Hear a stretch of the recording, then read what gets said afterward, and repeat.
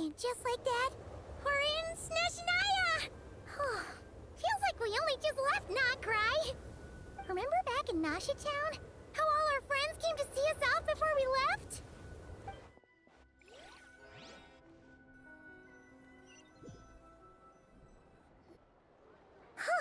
The day's finally come!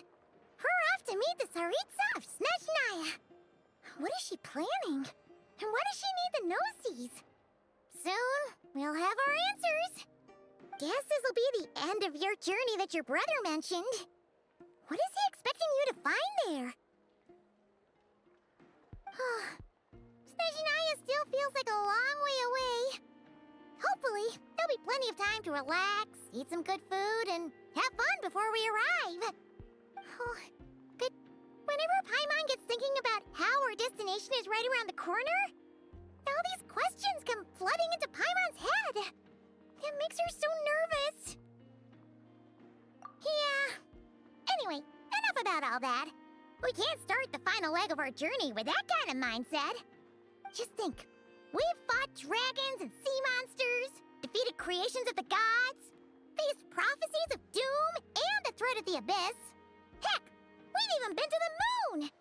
With all that experience under our belts, how could we be any more prepared? Sure thing! Now, stick close to Paimon, the best guide you could ever ask for, and let's charge straight for the finish line! Off we go! What about me? Do I get a call out? Whoa! Columbina? You kinda snuck up on us there.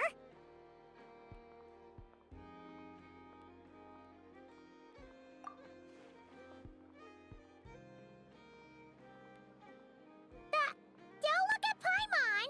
Paimon didn't sell you out this time! Oh, so it was you! Alright, guess there's no hiding it now. All your friends have gathered at the flagship to see you off. I invited Sandrone too, but she said she had to go back to Snezhnaya. She must be busy. She had some nasty things to say about you before leaving. Would you like to hear them? She hasn't changed a bit. Alright, let's hear it. If they're heading to Snezhnaya, I'll bet it's to cause trouble for Her Majesty the Tsaritsa. Attending a farewell party for people like that would not be a good look for me right now. Also, please tell them not to count on getting help from a Fatui Harbinger in Snezhnaya. Our time working together was not terrible, precisely, but we're on different sides. So when you get there, don't do anything to make life difficult for both of us. Well, that definitely sounds on brand for her. The attitude, the reasoning. Alright, we'll do our best to keep our distance then. No, you've misunderstood. I think she means that she'd like you to go see her.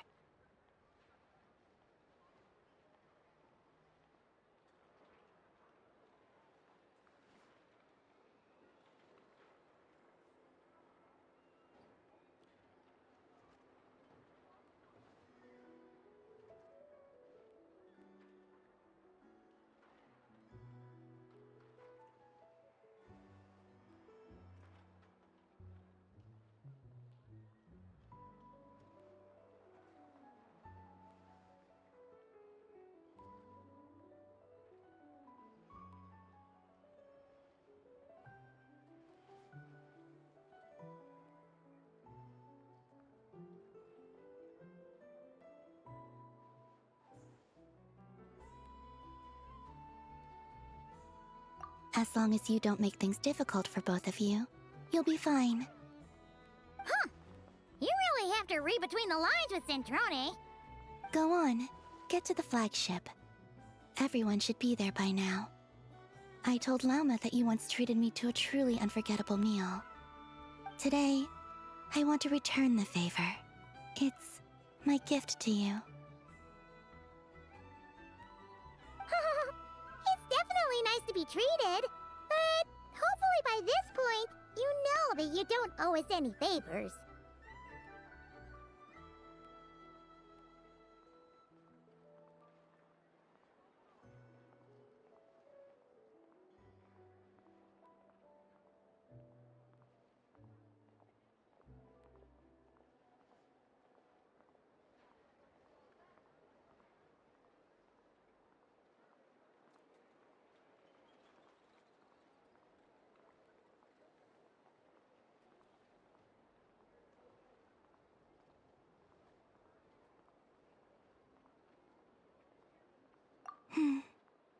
The moon of Nodcry will always give you a warm welcome.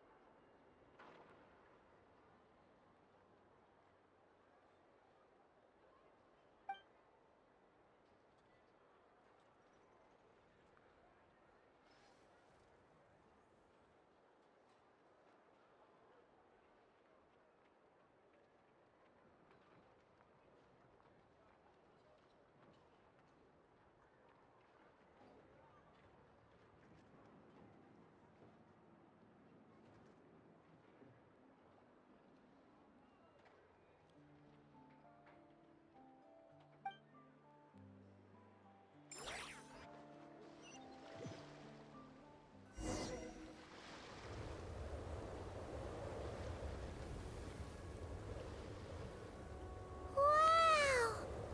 Pure white as far as the eye can see! It's so pretty! Come on, give up!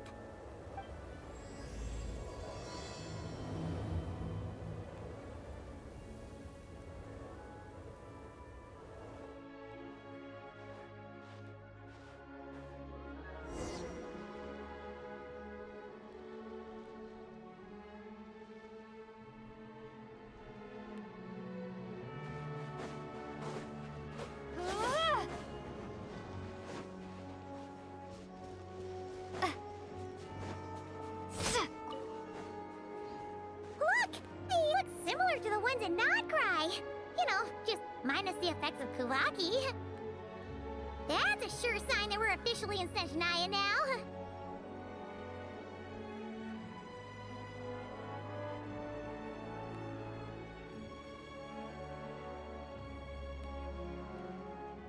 What's wrong? Come on, let's go!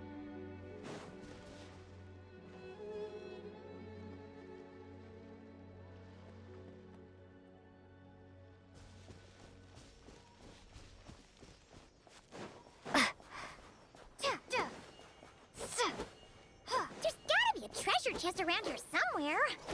No adventure is complete without a chest or two.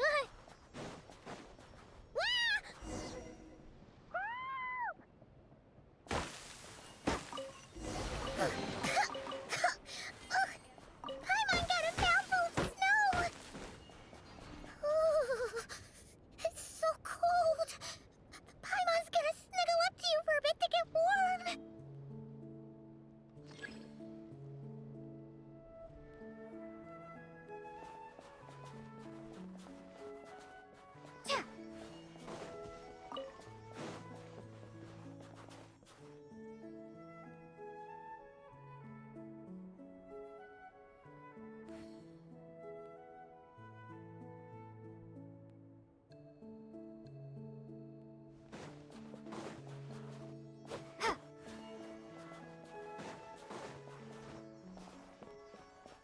Hey, check it out! Those are bears, right? Oh, look how big and fluffy they are! So cute! Quick, take a picture before the moment passes. Right here. If we get any closer, we might. Let's see how your camera skills are these days. Come on, quick!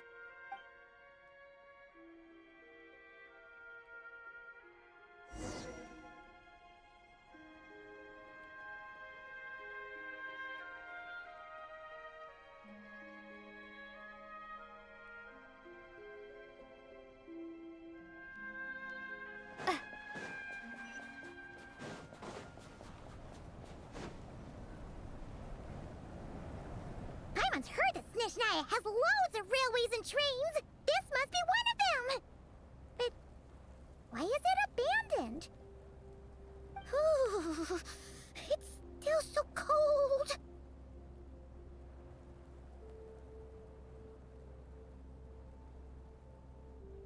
Oh, I don't know. Maybe. Oh, also, is it just Paimon or is the snow getting heavier?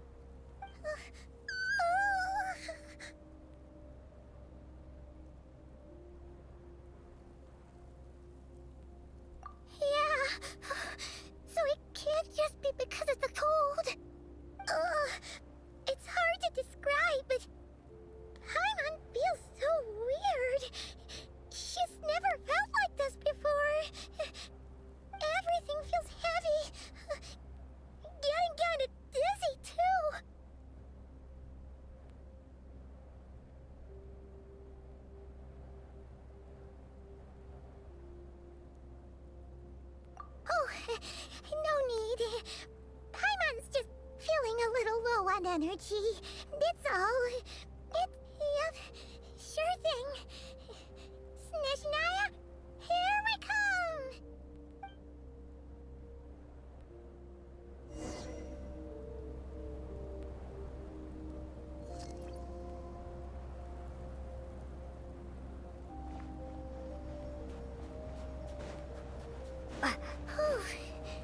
Seems like the snowstorm is getting worse by the minute.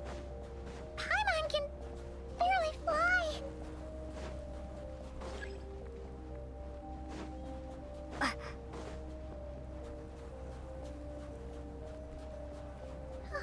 Oh, look! There's a cabin over there. Phew. Let's get out of this storm.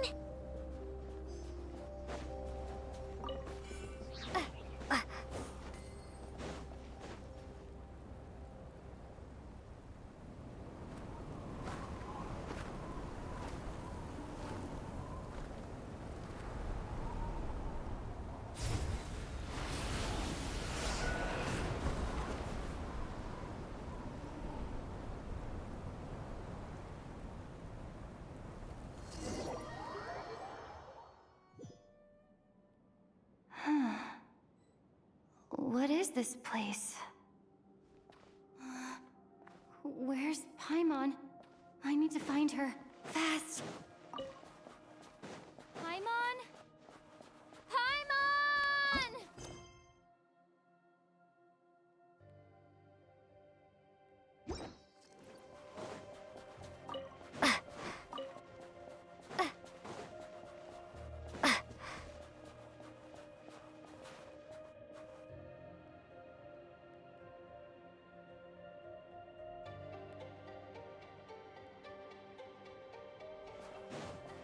That's strange. Where could she be? I guess I'll try further ahead. Hang in there, Paimon.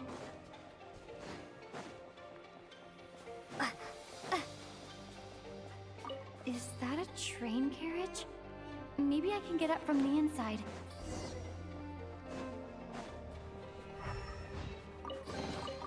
Is this an answer from this world?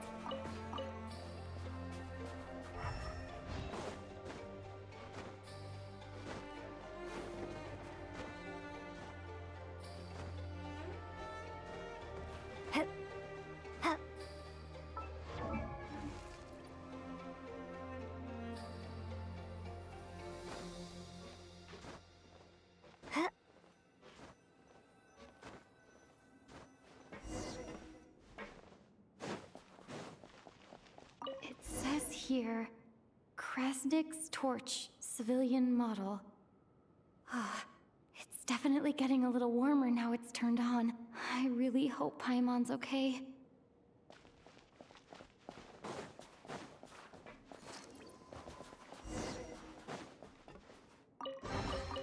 A reward on the road. What was that strange sound?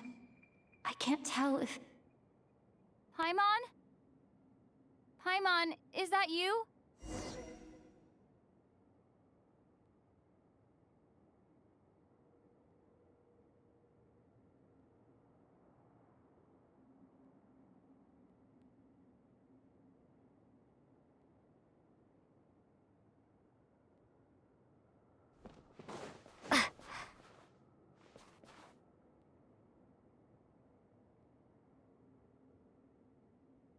Incoming entity detected. Authorization granted. Initiating original.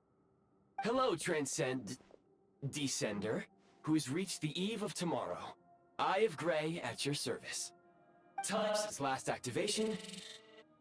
Time measurement unavailable due to the influence of... Anyway, it must have been a very long time.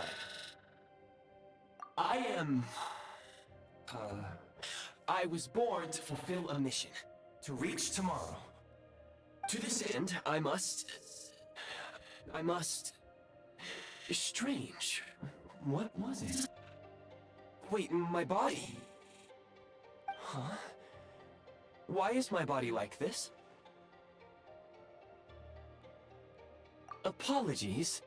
After a long period of Anyway, I was created so that humanity could reach tomorrow.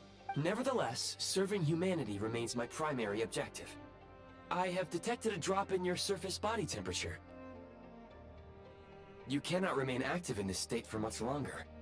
In accordance with my preset programming, upon reactivation, I must ask the one who awakened me the following question. Will you accept me, Transcender? I will assist you, protect you, and fulfill my mission until we reach tomorrow. I understand your position. However, given your current physical condition, I must suggest that you reconsider. Before I was activated, you called out a name. Presumably that of your missing companion? If you agree to accept me, after helping you get out of here, I will search for said companion. And to answer your question, yes.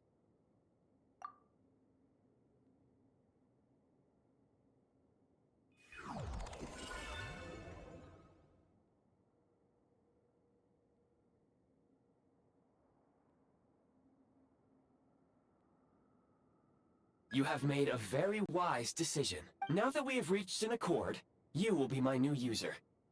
Very well.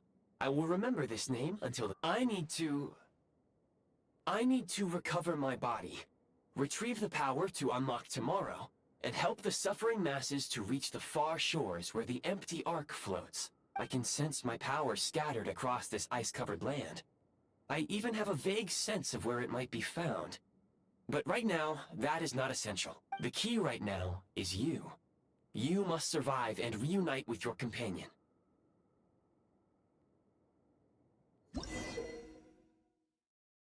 You may now execute the command, Demolish. Use it to remove the Prime Ice blocking the Prime Ice unit count has been updated.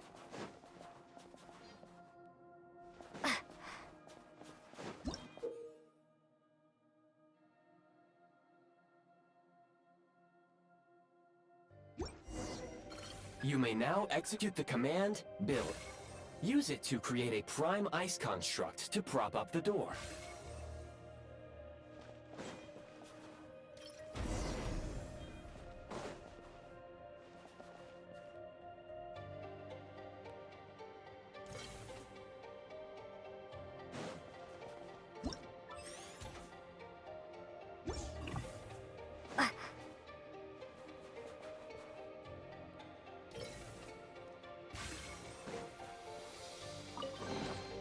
I'll keep this close.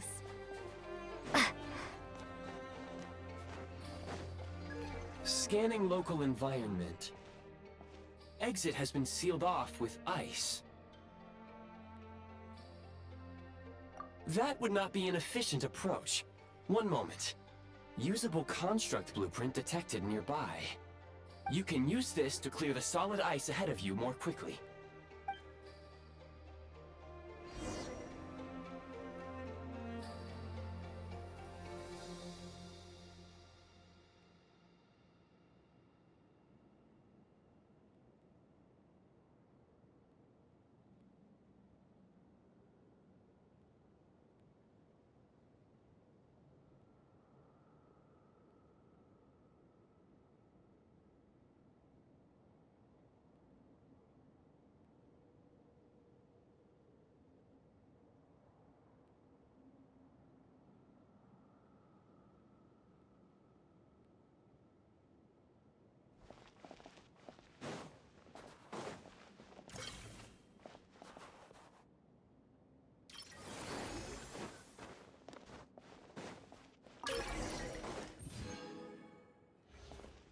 Construct blueprint added to records. You may now execute the command, Build Heat Source. Generate a temporary heat source to rapidly melt the solid ice.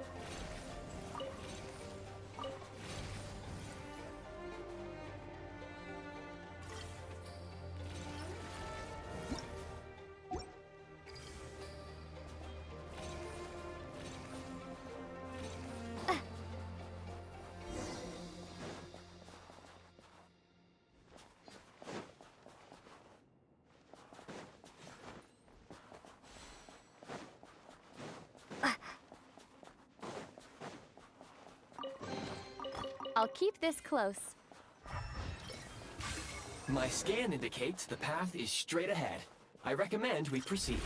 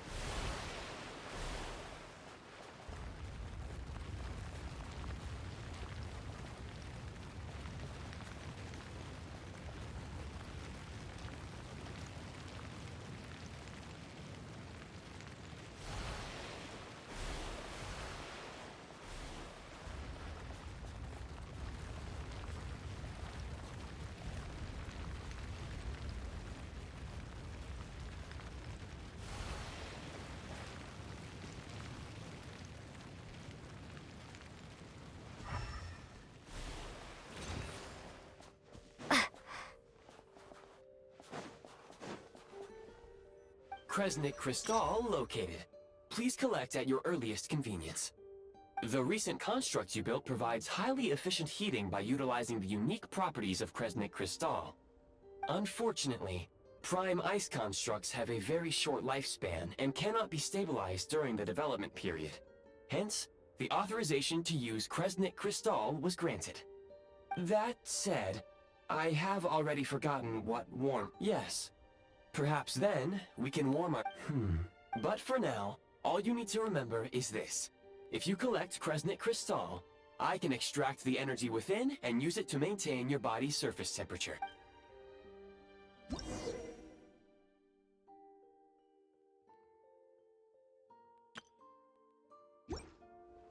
Low power. Please use Kresnik Crystal to replenish energy reserves. Signs of physiological activity detected in the distance. It is highly likely to be your travel companion, Paimon. Go. Go now. Be reunited and sing together. May all the people be united as one. May all of life rejoice in unison.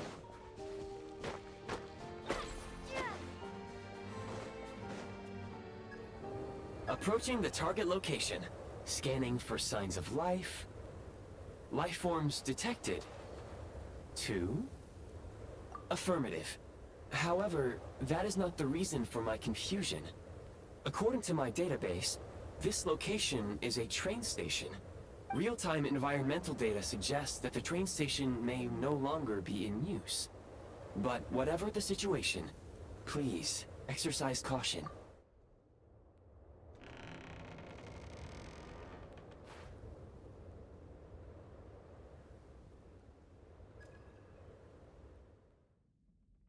Paimon!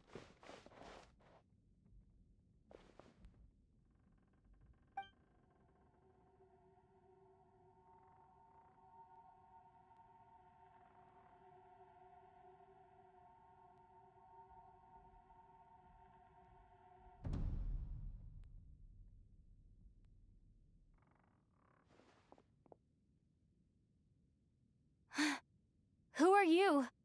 Don't worry. She's only sleeping. You must be the Traveler. She called your name repeatedly while attempting to battle her way through the blizzard. Newcomers to Snezhnaya struggle to adapt to the sheer cold at the best of times. Lately, even the locals are suffering, with a powerful monster having summoned a bitter snowstorm.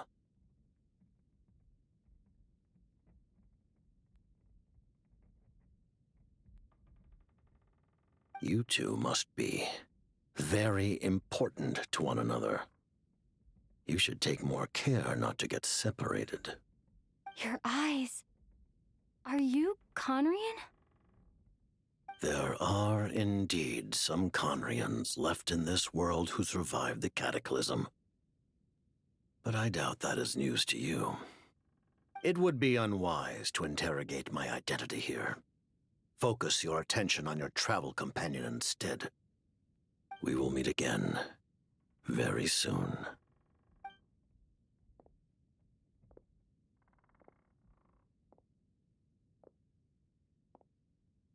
The unidentified subject has now left the area.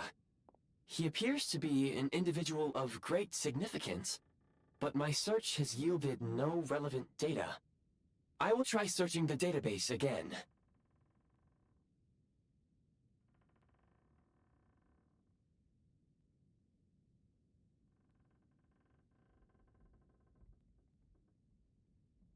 Against the odds, your companion is safe and sound. The other person...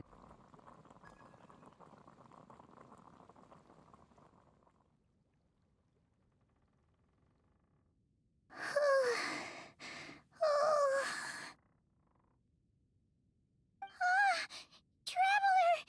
Oh, thank goodness you're okay. Paimon was so worried. She looked everywhere for you. It's okay. Take it easy. Are you feeling alright? Pretty much the same as when we first got to Snezhnaya. Paimon must have caught a cold. She was feeling so faint. She just couldn't keep going any longer. So she had to lie down and sleep it off. Wait, where did the jester go?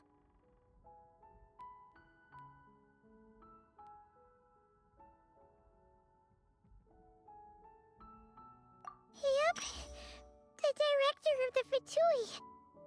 The Jester Piero. So, you met him? The Jester must know everything about the Tsaritsa's plans. But there's no way he'd tell me just like that. We might well have ended up clashing.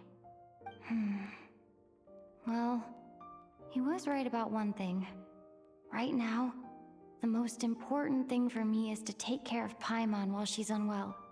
He had no intention of explaining his motives, and he left in something of a hurry. Hey! What the... Who is that? It looks like... half a pair of goggles. How amazing! A self-aware, talking pair of goggles! Snezhnaya was once the land of the Fae. There are many ancient creations here that I'm sure would broaden your mind further still. Mind you, my database is also expanding as we speak. You must be a rare creature yourself. Oh, wow! Well, thank you so much! Goodwill detected. Instead of candy, perhaps I can suggest my preferred... Oh, that makes sense. Every pair of goggles needs one anyway. Back to the Jester first. When he first showed up, he already knew Paimon's name. And he acted like he expected Paimon to know who he was, too. Paimon could tell that he was Conrian from his eyes. And he definitely seemed like someone pretty important. But beyond that, Paimon didn't know anything about him. It was only later, after he rescued Paimon from the snow, that he properly introduced himself. That's the only reason Paimon knows he was the Jester.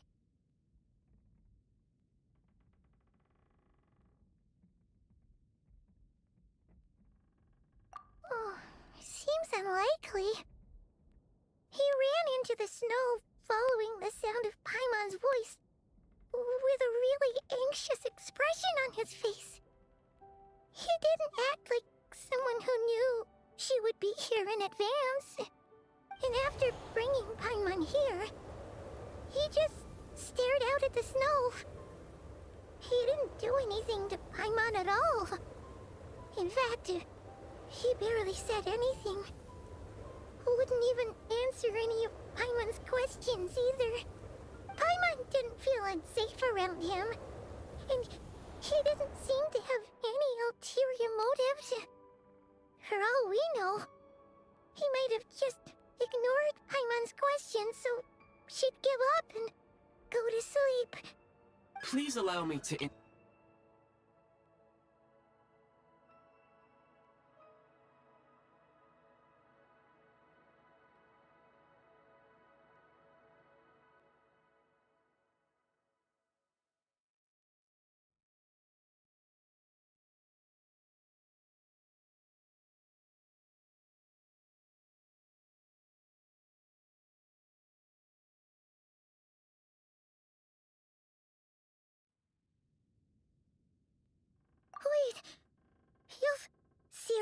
never heard of the Fatui. Understood.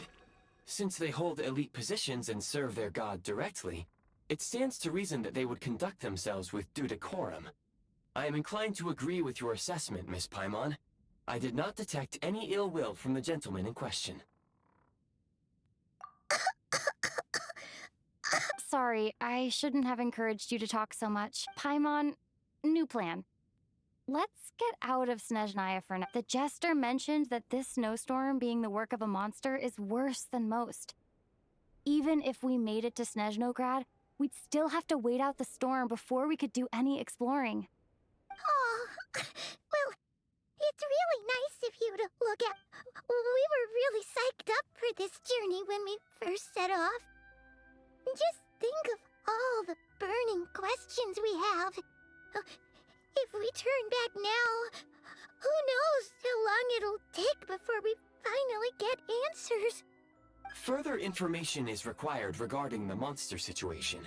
But objectively speaking, there is another, more pressing issue at hand.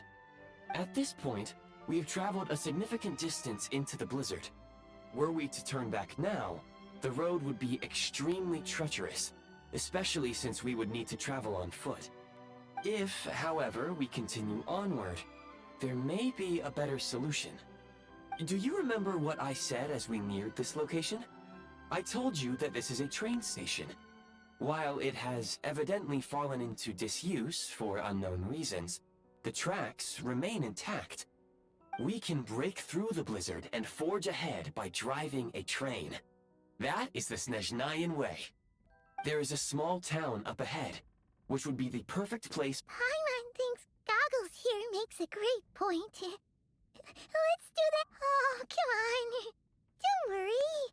Think of all the traveling we've done so far. When has Paimon ever gotten... Affirmative. Should you ever need my assistance during your future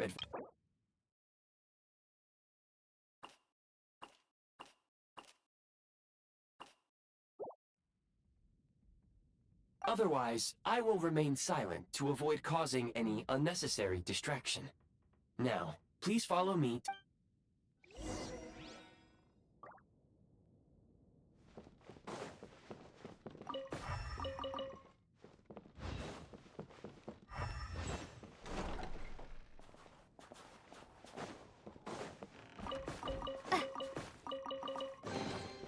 I'll keep this close.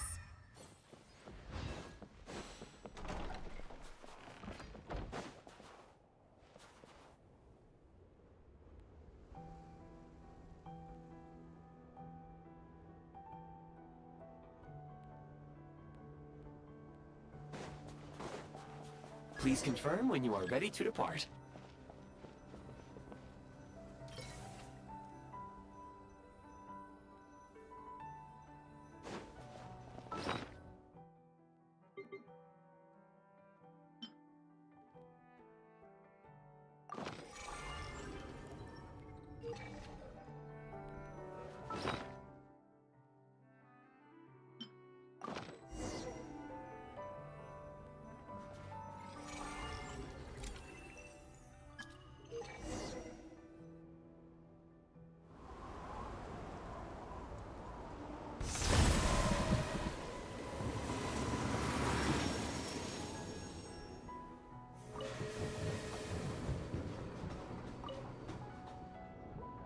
Heading north from here, we will soon arrive at...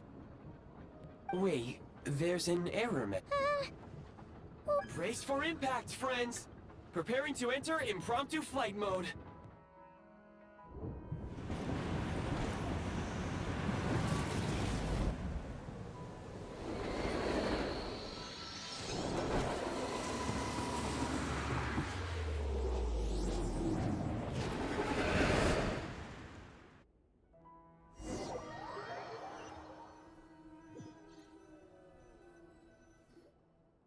How strange. Not only was the station's status different from my records, but even the railroads and the terrain itself have changed substantially.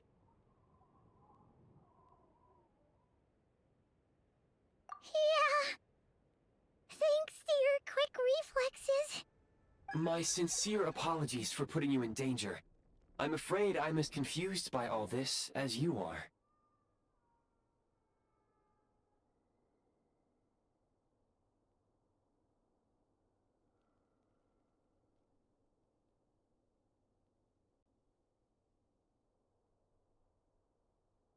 Agreed. This is likely a consequence of outdated railroad data. The discrepancies between the old data and present reality are far greater than I anticipated.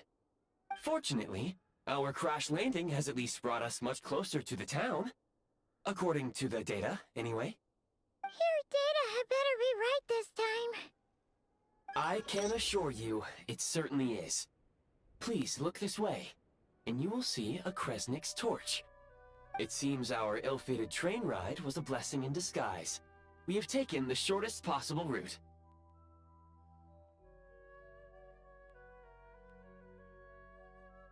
Rest assured that I will take user preferences into account next time I play.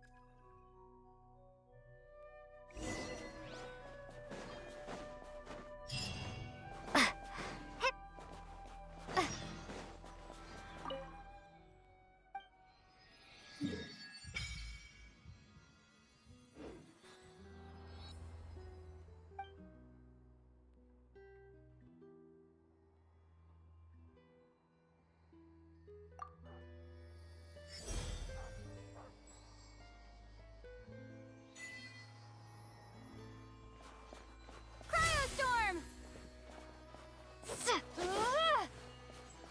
Excuse me? Is there an inn nearby? I'm sorry, but they've all closed.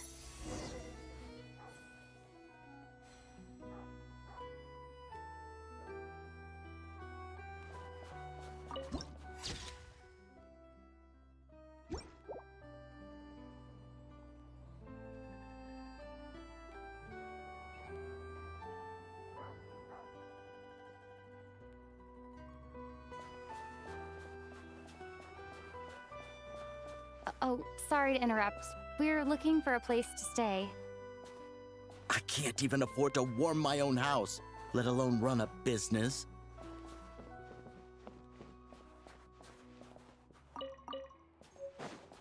Excuse us. Is there anywhere we can stay around these parts? I'm afraid not. You'll have to try your luck somewhere else. All we can do is wait for the next shipment of Kresnik Crystal to get here.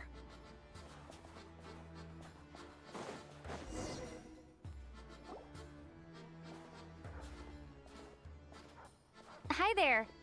Do you know if there are any inns still taking guests in this town? Doubt it. They're probably all closed. No one has enough Kresnik Crystal to heat their own homes, let alone a business. Oh, what a bummer. I clocked you a while back. You adventurers or something? We don't get many tourists in inland Snezhnaya these days. Why is that? Because of the snowstorm? In part. But the bigger reason's Project Stuzha. Since it's Her Majesty's will, we have to put up with it whether we like it or not.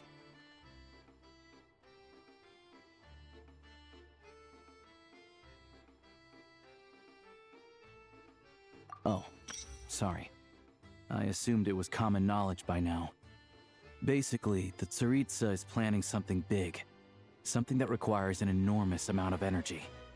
Even if they used all the surplus Kresnik Crystal in Snezhnaya, it still wouldn't be enough to meet demand. So, the Vecha passed a resolution requiring all factories and households to reduce their energy consumption. The policy has thus been charmingly named Project Stuzha, meaning bitter cold. Bitter cold? So, like, it's gonna be a cold winter, folks? You're all gonna have to find a way to get through it? That kind of idea? Pretty much. When you're broke, you scrimp and save. When it's cold, you huddle together for warmth. There's always a way to stretch things out to make ends meet. Trouble is, if you stretch someone out like an elastic band for too long, who knows if they can ever bounce back. You know what? Come with me and see for yourself.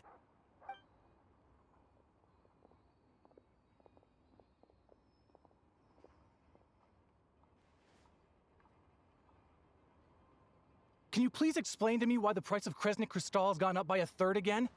Even as our purchase quota has gone down. You only come here twice a month. This won't even last us a week. The supply and pricing of Kresnik Crystal are based on current production volumes and price data. We Fatui are only responsible for delivery and security. I'm not in a position to explain to you how the figures are calculated, but I assure you, they are as fair and reasonable as possible. Oh, so our lives mean nothing to you? How can you expect anyone to survive a single night in this weather without heating? Since you insist on making me repeat myself every single visit, I will remind you again. There is no monopoly on the trade of Kresnik Crystal. You are free to purchase the shortfall from elsewhere on the market. What market? Nobody else is selling! And when they do, they charge 8 times the normal rate! It's robbery is what it is! Which is why the Snezhnaya Veche passed a resolution to support border communities, without which you wouldn't even be able to buy Crystal from us to begin with. So if you're here just to argue, move aside and let the next person in line come forward. Everyone's feeling the cold here. You... All right, everyone, let's calm down for a second. A few words, if I may. We're all subjects of Her Majesty the Tsaritsa, and I'm sure every one of us is dedicated to her great... We all know how cold it is. And the more it snows, the harder life gets. But Liaison Shishkin, there's clearly something wrong with this quota. I have a family in Marepasak who tell me they can buy at least double our crystal allotment. Oh, believe you me, I had the same reaction when I first saw the numbers. Couldn't believe what I was reading. I even wrote a letter to confirm the true figures, but... I'm afraid the quota... Still, you must understand that calculating these energy quotas is a complicated balancing act. Our top priority must be to keep the largest Kresnik's torch burning continuously. Only then can we sell the remaining crystal for household use, and in doing so, we must make sure that, as our Fatui comrades said, they are only responsible for delivering the goods. They need to keep accurate records, and they do not have any authority to modify the rates or quotas. That's right. Our duty is to do things by the book. Tell you what, listen. I know how anxious and upset everyone is. What we can do is open the lower combustion chamber of the Kresnik's torch to the public. You can come to me directly to register, and I will allocate time slots accordingly. I can't guarantee there'll be ample energy for household use, but we can at least make sure you'll be able to boil water and cook food each day. Let's Fine. I don't see any alternative. So, this is Project Stuja in action, huh? Oh, no wonder nothing's open for business. People are barely getting by. You were looking for an inn, right?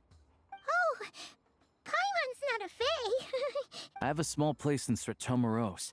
I don't stay there very often, though, so it's... But if you're not picky, you're welcome to rest there for now. It's not much, but Are you sure? Oh. All right, then.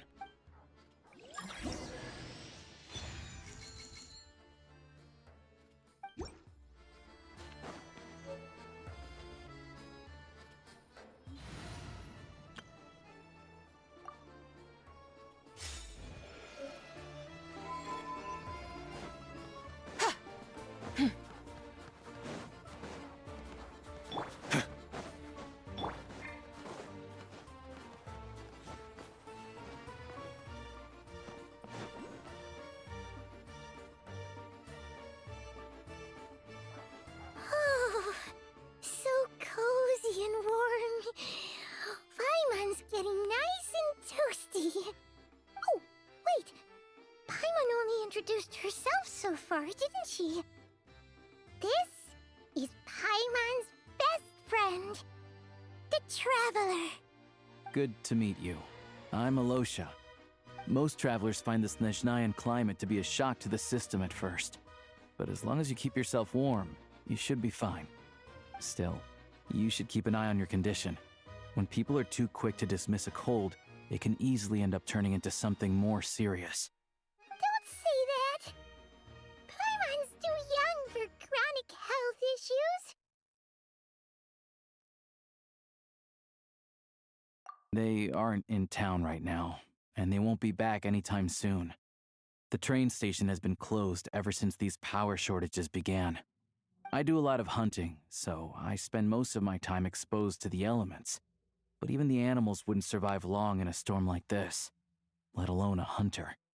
Nothing to do but sit tight in town until the weather improves.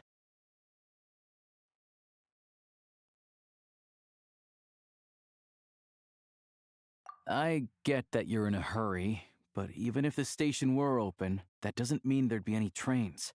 We could end up stuck here for a long time, I'm afraid. What? Your own train? Wait, hold on. That train?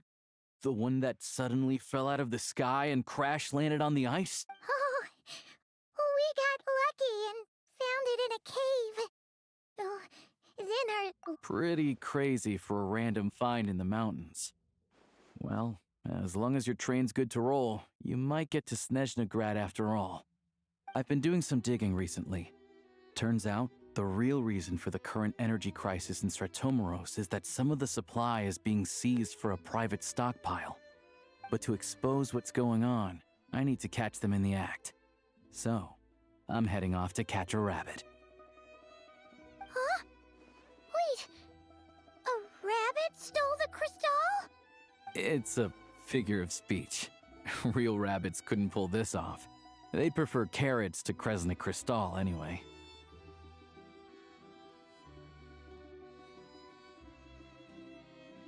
Shishkin, Mr. Positive Attitude, let's all get along now, shall we? Him? Really? Paimon never would have guessed. Huh? You're coming with? Oh, okay then. Just give alright. Guess there's no point. Oh yeah, there's one more introduction to do. Tagarin, get in here. Oh, a doggy.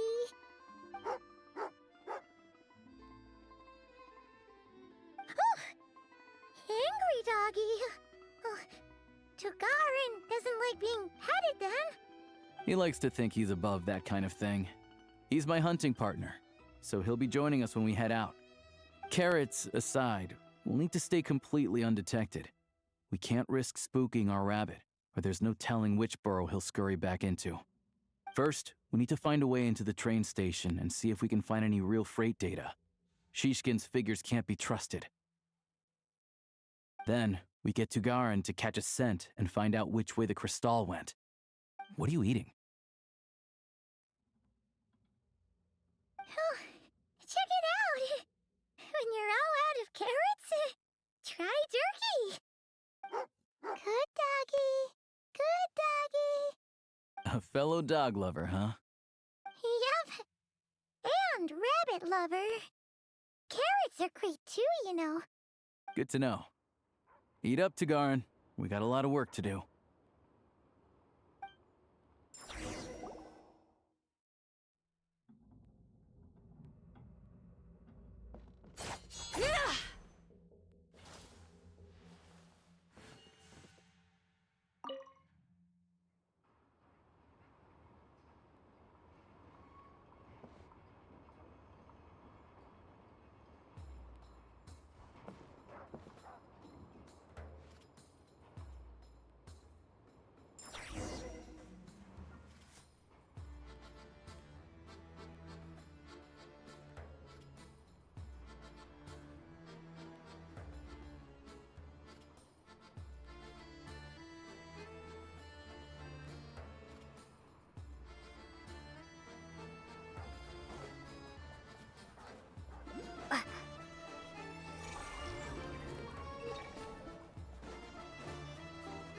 Wait.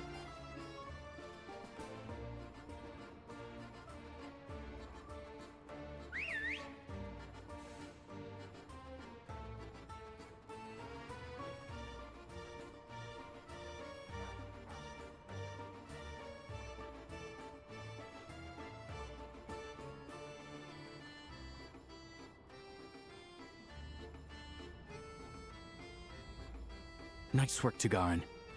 Come on, we'll go around.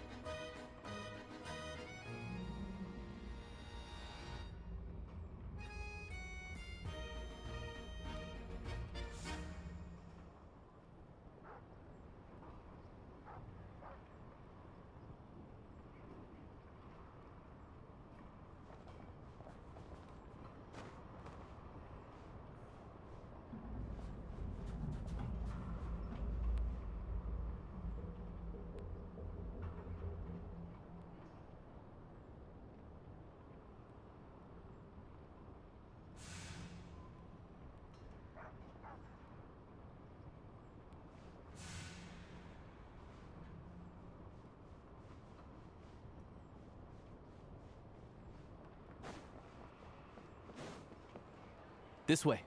We'll enter from the upper floor.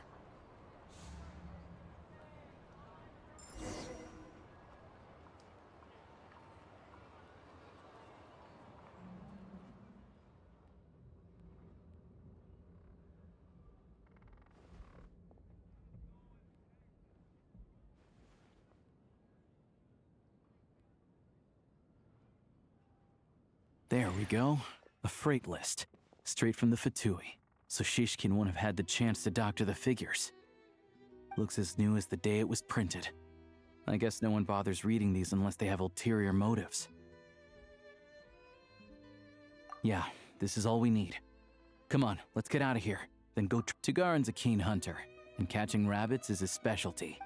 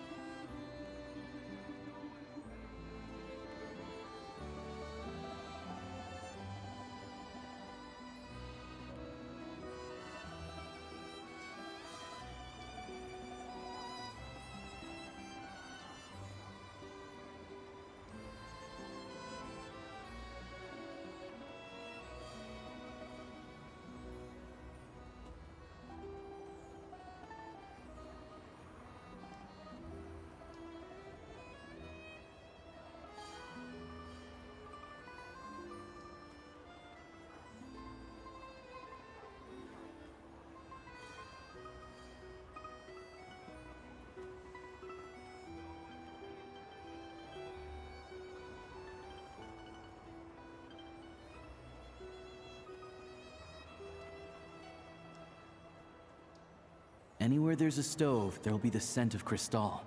That's normal.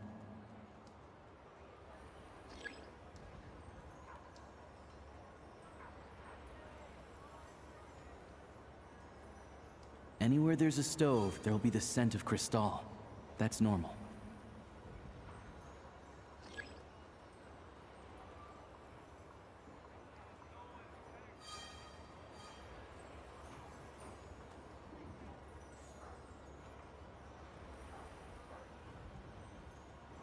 But if he picks up the scent of Crystal somewhere and there's no stove around, that's how we know something's up.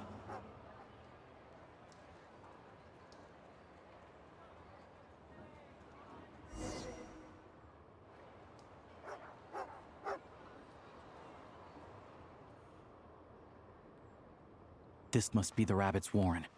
Good job, boy. Sure enough, there's a tunnel.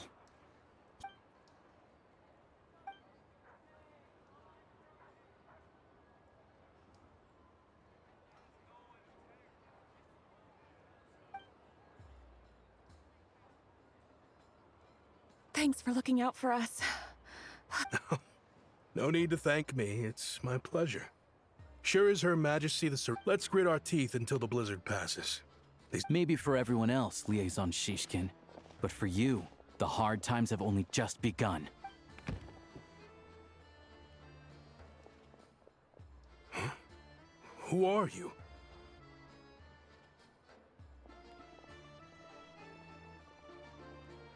I just had a question for you. Why, when times are as tough as this, would someone hoard more Kresnik Crystal than they could ever use? All the crates here are from the most recent shipment, but they weren't brought here for sale. Instead, they were secretly stashed away. Would you be able to shed any light on the situation, Mr. Shishkin? Me? Why, I have no idea. But look at how much there is. It's quite a godsend. Now there will be plenty to go around. This godsend was found in a cellar adjacent to your residence following a tip from Mr. Alosha. And this is only a fraction of what we found down there. We're still taking a full inventory. The official figures will be finalized shortly. I've always been grateful for your efforts to mediate between us and the townspeople of Sretomaros. But now, Mr. Shishkin, it appears you were the source of the conflict all along. How could you do this to us? We trusted you to have our backs. You've been lying to us this whole time? Hey, I owe you all. This isn't who I am. Please, we all know how difficult life has been since Project Snezhnaya came into force. Energy is an increasingly... I grew up in Alatir, a small village with no train station. Deliveries of Kresnik Crystal have ceased there entirely. If nothing is done, they're all going to freeze to death. You know as well as I do how downright impossible it is to buy Crystal these days. I watched as energy grew scarcer by the week, all the while knowing that their lives were at risk. Then one day, looks like I'm just not cut out to be a criminal.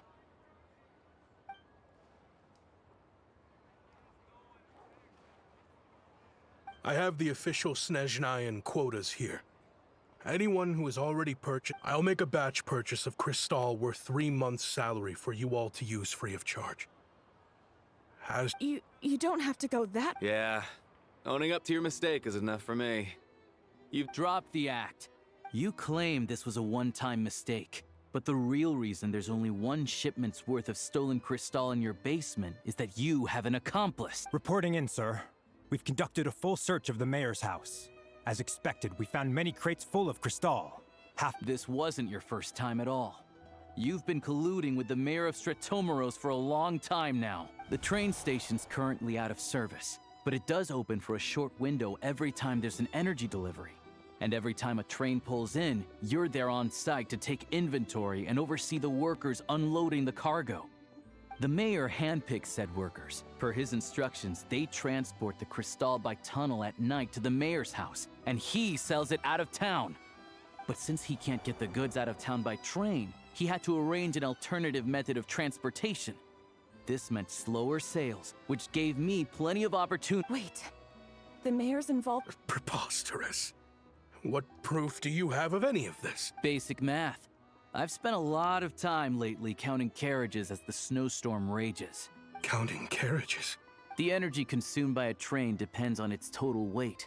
And since energy is a limited resource right now, it's fair to assume that every carriage is packed full. So, if we take the energy required for the Kresnik's torch, add the sales figures you provided, then compare that figure to the train's theoretical cargo capacity, guess what? The numbers never match. It's always off by 1 or 2 carriages worth. This time, you set a new record. 3 carriages missing. You mean to tell me that you sat around... I'm a hunter. I have 2 options. Hunt or starve. Well, I've heard enough. The evidence speaks for itself. Take Shishkin and the mayor into custody and escort them back to Snezhnaya.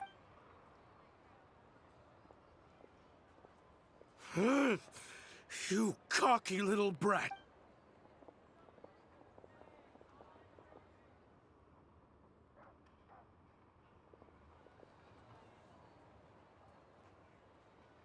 Yeah, something felt off, so I just followed my gut. Math isn't my strong suit, though. I'm lucky my dad made me learn enough to get by, but... Thank you for your assistance. You're brave. Shishkin was quite the cunning criminal, as I'm sure you can tell. He did all of this right under our noses, and we never suspected a thing. A wolf in sheep's clothing. He had everyone fooled. Even with that sob story he fed us. He was probably trying to keep the mayor out of it, not just mask his own motives. Without the compelling case you put together, even I might have fallen for... Alosha, was it? We can go find some wild animals if you want. I'll fire off a couple of... I didn't mean to cast suspicion on your identity. It's just... Well, I'm sure you've heard of the Rokot. They hide in plain sight under false identities, working against Project Snezhnaya. They aren't a violent organization, and their goal is to improve the lives of the common folk. But still... First I've heard of this. I don't really keep up with what goes on in the city. All I know is, people who don't mind their own business in the city end up paranoid about everything. As for me, I just couldn't stand Shishkin. I'm from Alatir myself, and I can tell you, nobody's lived there in years. Why would an abandoned village need Crystal? Of course, no one really cares about the fate of that place. I'm guessing today is the first you've heard. I see. It does sound quite... I will report this incident to Snezhnaya. The Fatui will take over energy distribution until new officials are appointed. Looks like it's my turn to brush up on math now.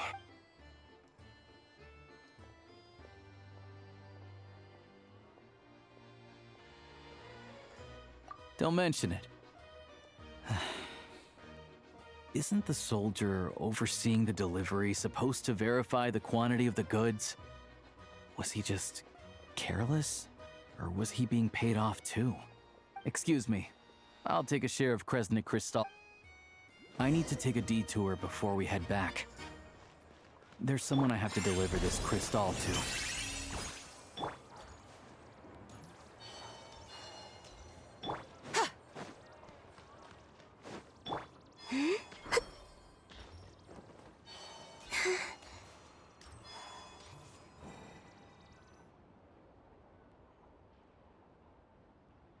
Hang tight for a moment. This old lady, she doesn't really know who's who anymore.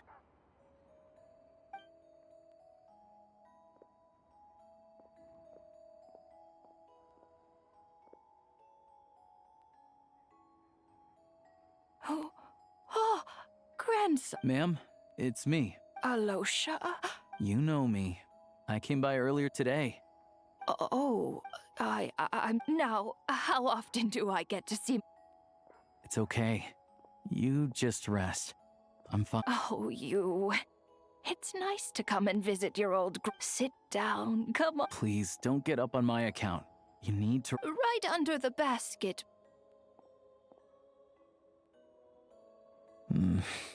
Well, grandson dear, do you like it?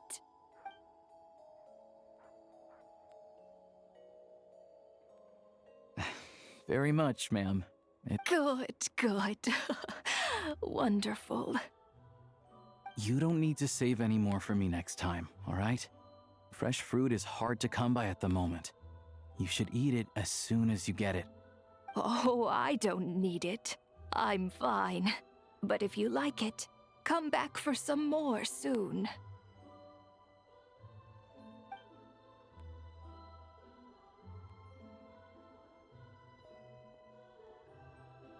Some kind soul must have given these to her. But she always saves the nicer things for special occasions.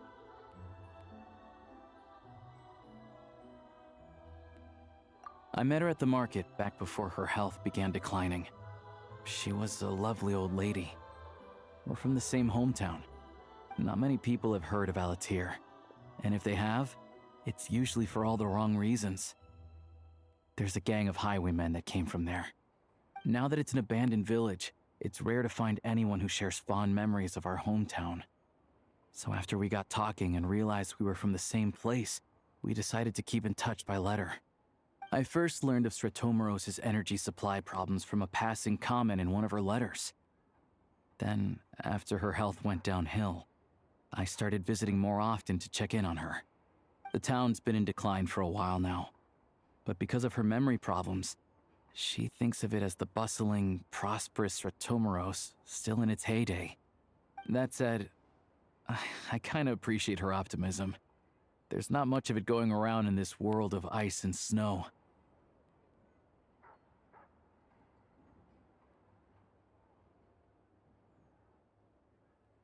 It's fine.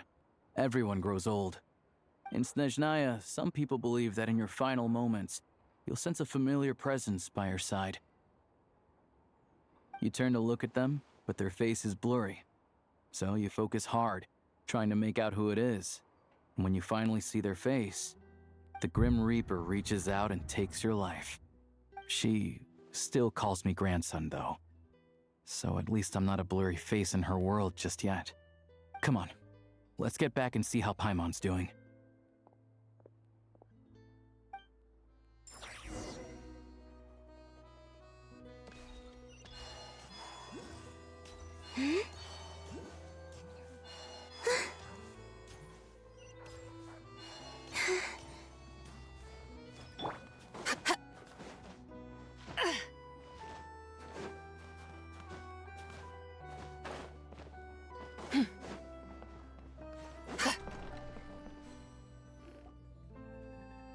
Paimon, we're back.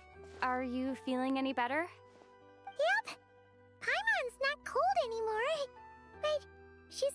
little dizzy. Flying probably isn't a good idea right now. Paimon might lose her balance. But Paimon's sure she'll be fine. It's probably just from getting hit on the head by that pile of snow when we first arrived in Snezhnaya.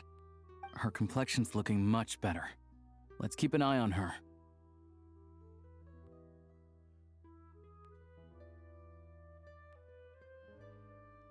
Sure, but enough about that. How did everything go on your end? Are you all set? Did you have any trouble? I'll explain. It's a bit of a long story.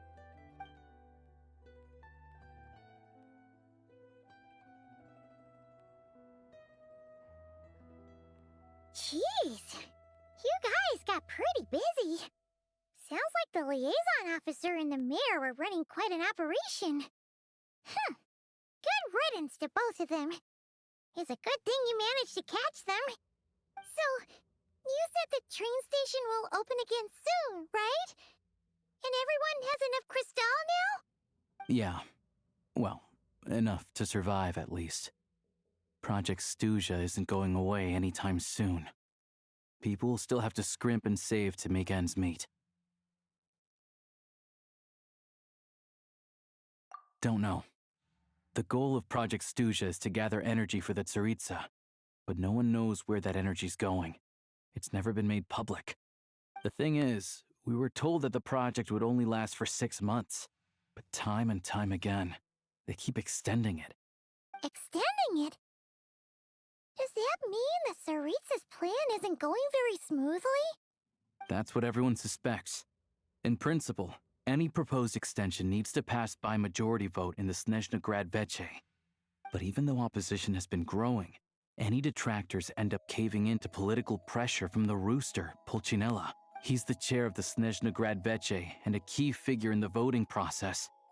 He has the backing of many powerful and influential people. How come the Fatui are picking on ordinary people even here in... I don't see it like that.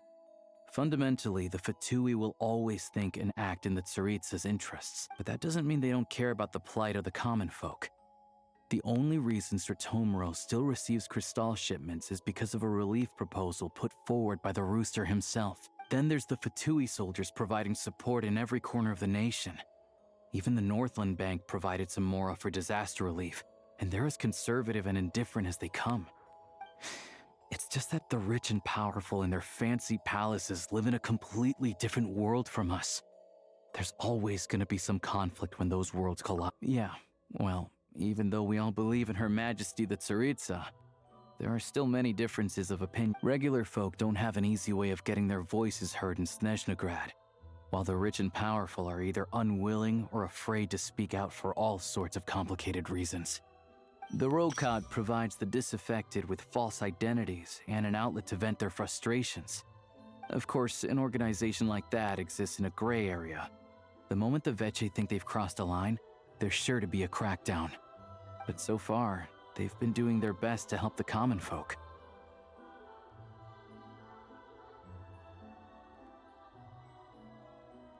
Like us, don't you mean?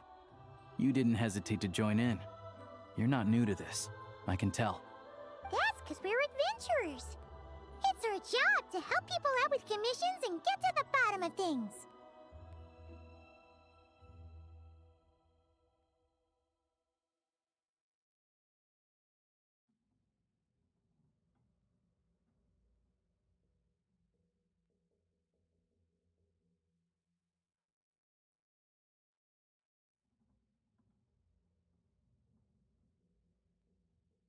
Sounds like we're going to get along. So, what's your business in Snezhnaya, aside from taking... I want to meet the Tsaritsa. It's complicated. Her ultimate goal, what the no-sees mean in all of this. Since I've made it... Wait, so...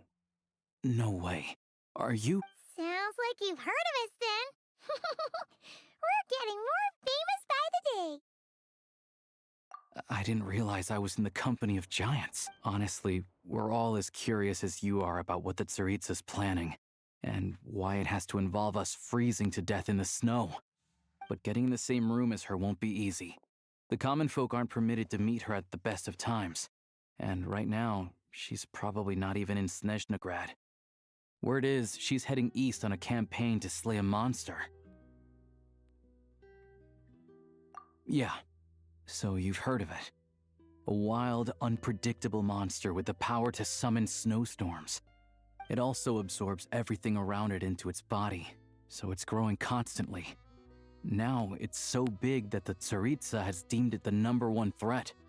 Luckily, as it grew, it became increasingly less mobile, so it doesn't pose an immediate threat to this town or to Snezhnagrad.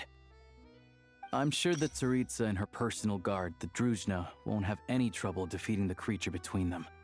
It's just suffice to say, you won't be seeing her anytime soon. You'll have to wait until she gets fair. Well, the Fatui will be taking over management of the train station for the time being. Once it's open, we can see about getting your train towed to the station. Whoa! That's gotta take a lot of... The Fatui aren't exactly spotless in this whole mess. Plus, we help them out. Should be easy enough to negotiate. As far as I know, all the paperwork is dealt with upon manufacture. I've never seen anyone check it, so having a train makes everything much easier. We'll reach Snezhnagrad in no time. I need to head there myself anyway. Got some game to trade for Mora. I know a good doctor in the city. I'll introduce you when we get there. Oh, thanks so much. Let's get a good night's sleep ahead of our big trip tomorrow.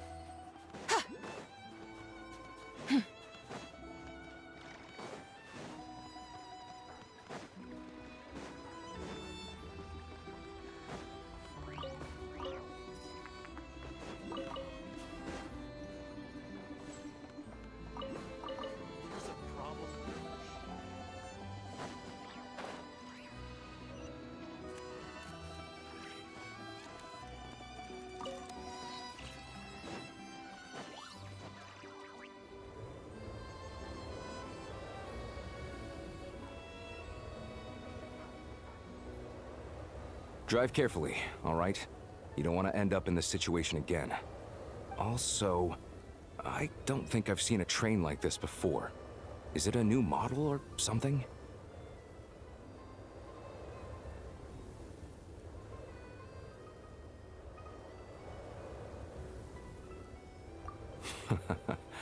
Not a fan of small talk, are you? Anyway, take this. It's an up-to-date map of the Snezhnayan rail network. All the track switching is automated, so as long as the train's moving, you don't need to worry about collisions or anything. We'll leave you to examine the train's conditions yourselves. Fingers crossed nothing's broken. I doubt Sir Tomoros has any engineers with experience working on this model. Shouldn't be a problem. Thanks for everything. All right then. Have a safe journey. And make sure to check everything's working before you set off.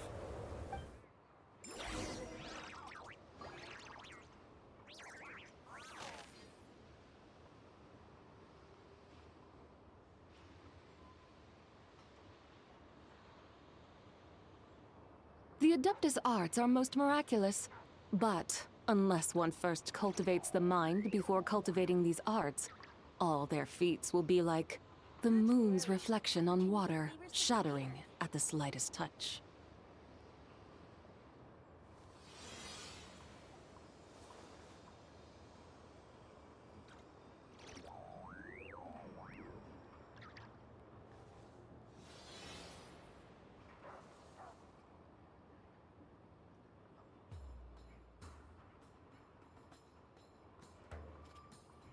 Not to worry.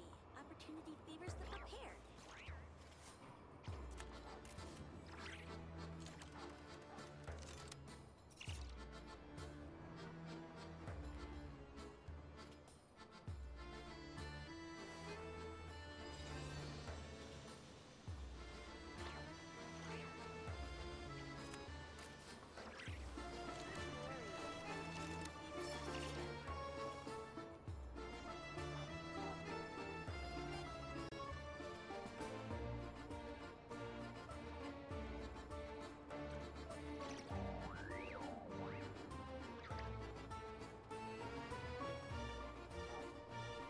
Mathematics is the foundation of all things.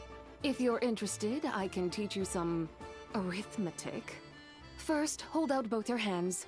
We'll start with the 10 fingers.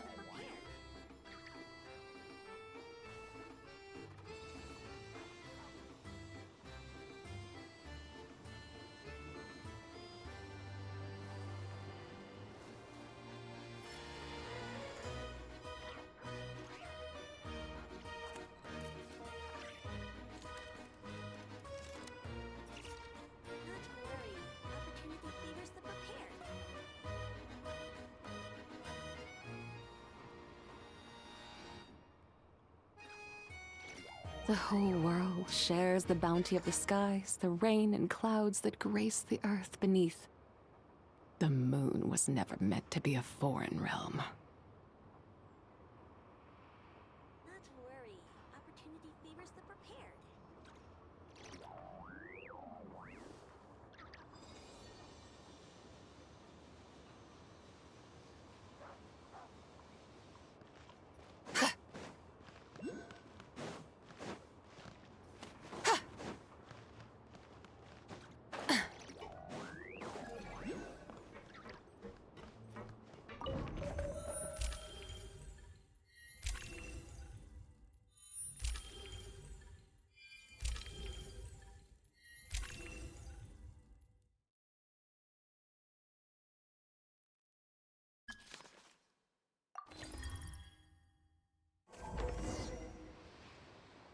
Alright.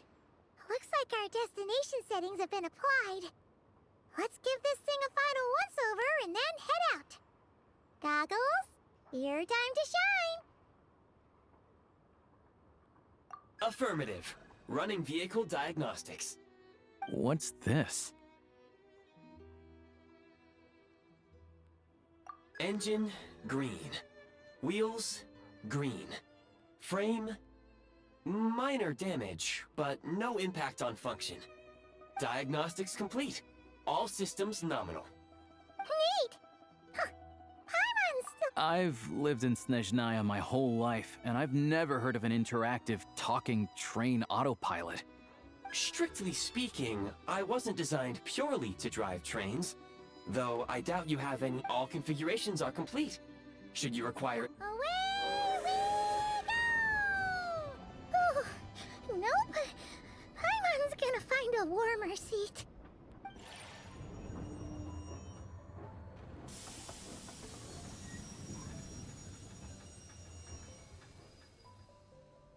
Huh? What's going on?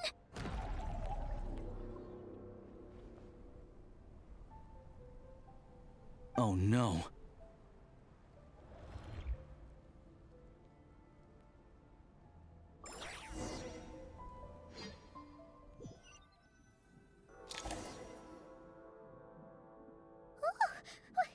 What is this place?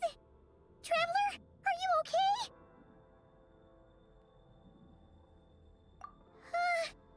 Paimon's still airborne, but it feels like swimming through thick, gloopy water. It's horrible. Just our luck. Of all the things that could have gone wrong. Halosha, you're Snezhnayan, right? Any idea what the heck this place is? It's called the Shadow Realm. A place where no wind blows, no light shines, and no elemental energy flows. Even time itself doesn't exist here. It's a world where everything seems to come to a standstill. I've only seen it a few times before, and this is my first time inside. It's a dangerous place. Most people who get sucked into the Shadow Realm are never seen again. And the few who do make it back, they're never quite the same. Huh? Then what the heck do we do now? Oh, maybe Goggles knows something. Goggles? Great! Now we're done for. Hold it together. Let's not get ahead of ourselves. I heard a story once about the world of shadows. If it's true, there's a way to escape. We just need to find the exit. Come on, let's explore.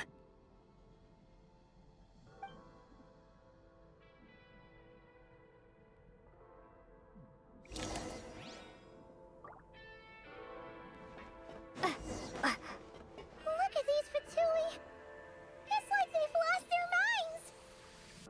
Their shadows have been devoured. They're no longer amongst the living.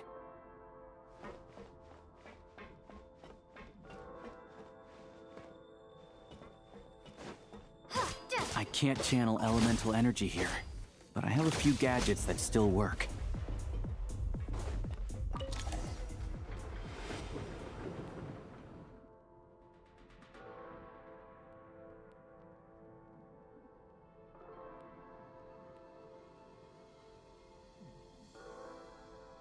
Wait! What's that blue thing? Is that... goggles? Guess we'd better find a way over.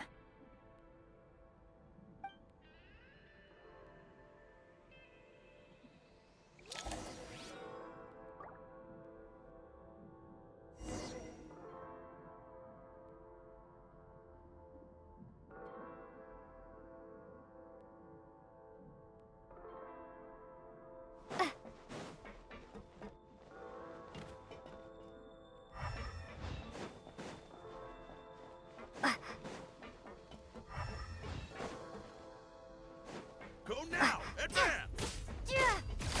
This is the last one. What do we do next? Play it by ear.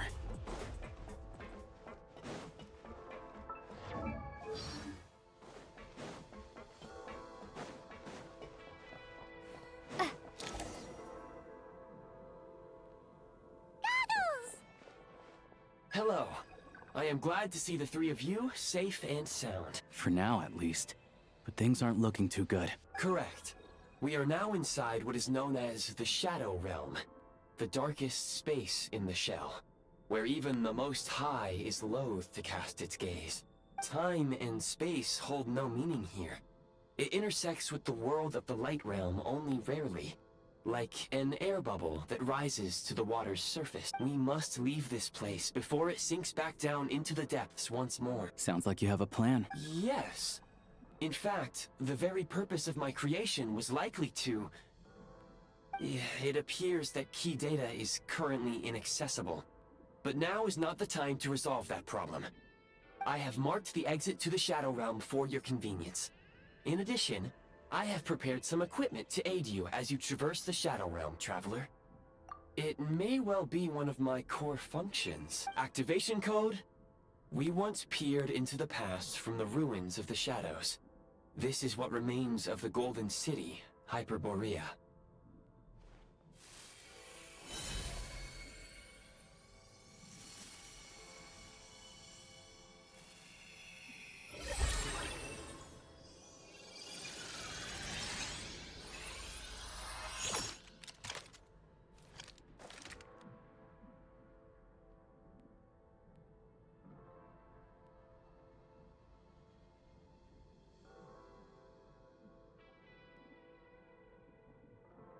Whoa!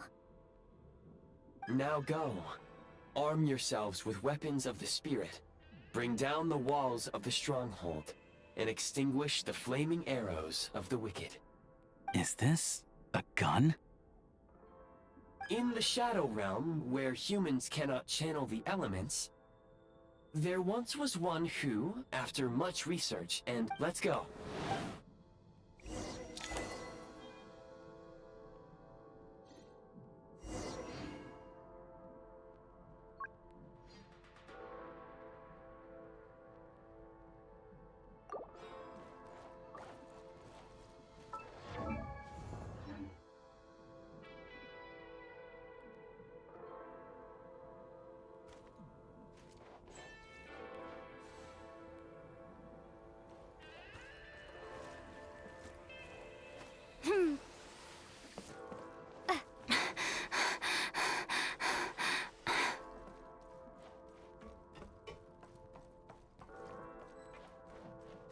When you encounter small obstacles, you can simply clamber over them.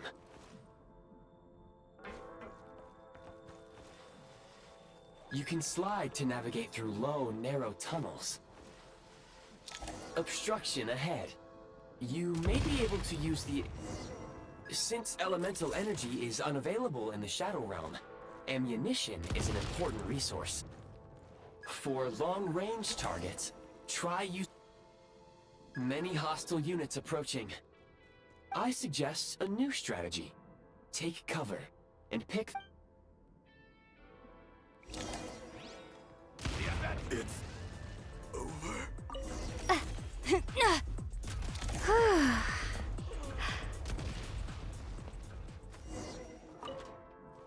More enemies detected.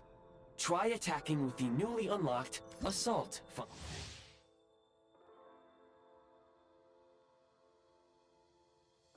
function. Charge!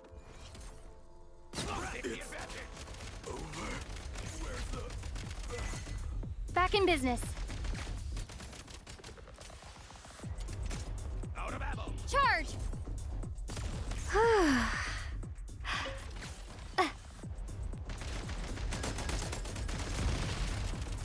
Losing gravel.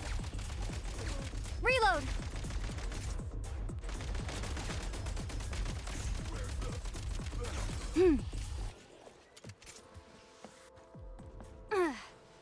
Nice.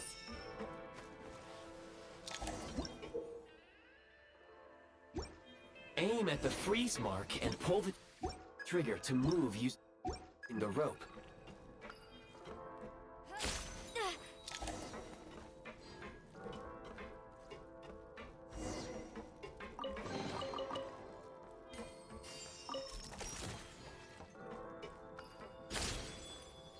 The advantage is out. Time. Where's the...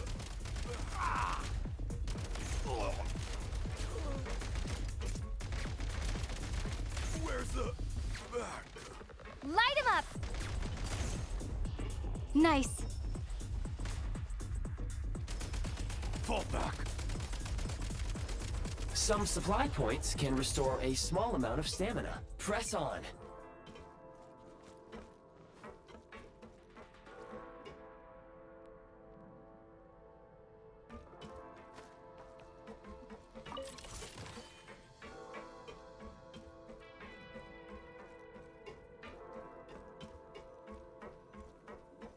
You should be able to use the Prime Ice construct left here to cover long distances.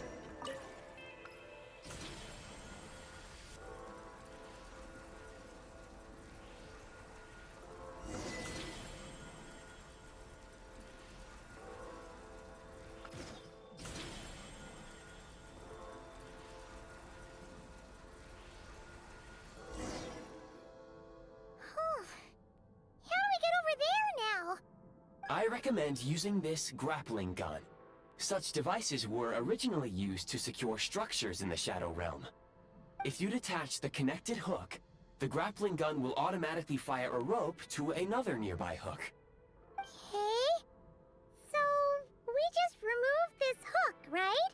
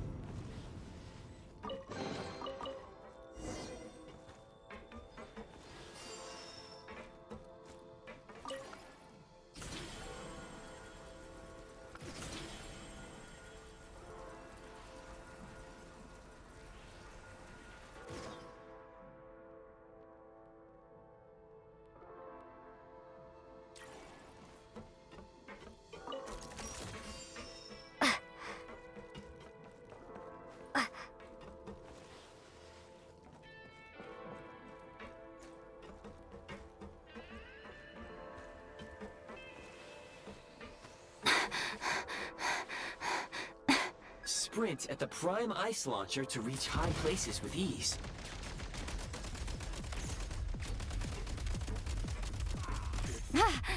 Over.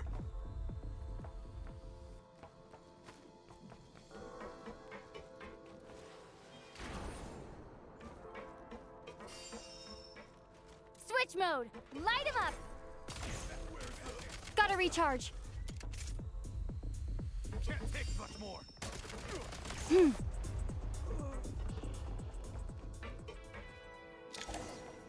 Usable munitions detected. Frag crystal.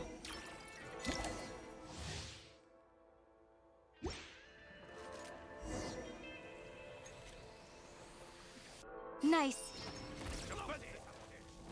Fall back. Where's the...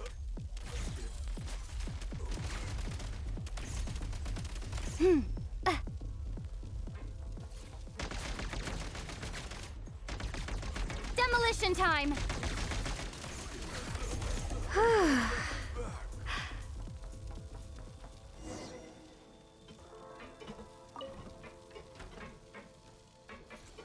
Reload!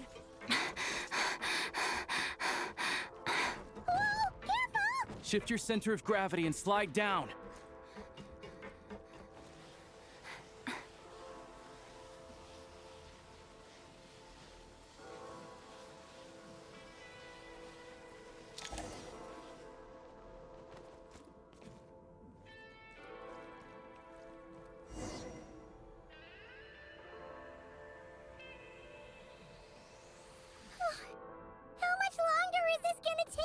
The exit is right ahead. We are very close now. However... It's like they're trying to keep us trapped here. That platform and the carriages are swarming with undead Fatui. Guess we gotta storm through.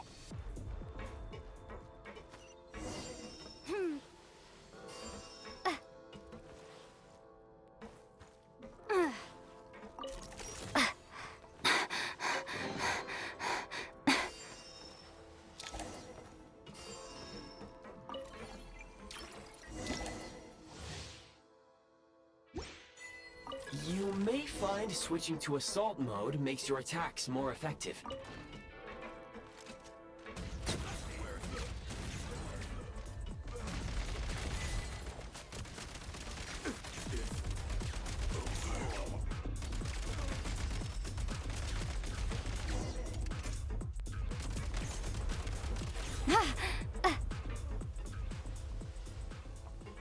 Time to catch my breath.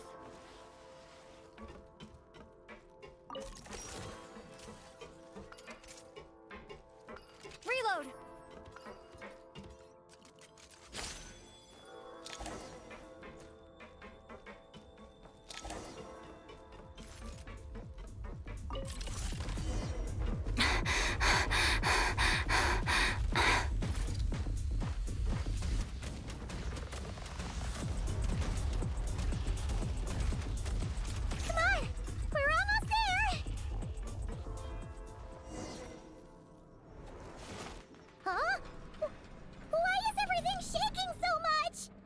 Looks like the Shadow Realm is about to sink back down into the depths. The exit is right here. You mean this weird bubble thing? Wait, how exactly do we... No time to think. We just gotta go for it.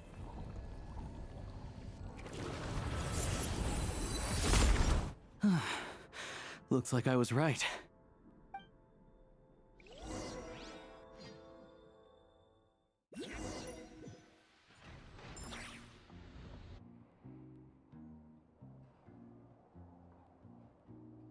I can't believe the Shadow Realm manifested right on the railroad tracks. Lucky we made it out. All thanks to you and that awesome gun. Ah, so you have heard of the Golden City before? Yeah, it came up a whole bunch in Nokrai. You're a pretty neat surprise in that sense, aren't Make no mistake, it was a team effort. For a first-time firearm user, as Alosha said, it is highly unusual for the Shadow Realm to manifest in a place like this. But we should still watch out for similar dangers ahead. Oh, let's hope not. If anything else goes wrong with this trip, Paimon's gonna have train trauma for life. The Shadow Realm can appear anywhere, not just on the railroad. I am simply advising that we take sensible precautions. Now, if you wish to further calibrate and upgrade your firearm, you may do so over there, provided you have the necessary components. Please take a moment to catch your breath while I repair the body of the train. Amongst other things, this will ensure Paimon is a little warmer while on board. Oh, thanks, Goggles. You're a trusty train conductor. Well, maybe trusty isn't quite the right word, considering. Anyway, Yes, of course. And just like the Eye of Grey, I am sure it will be a great asset to you in your future adventures. If not the trustiest, then it will at least get the job done. Let's get some fresh air while the Eye of Grey fixes the train.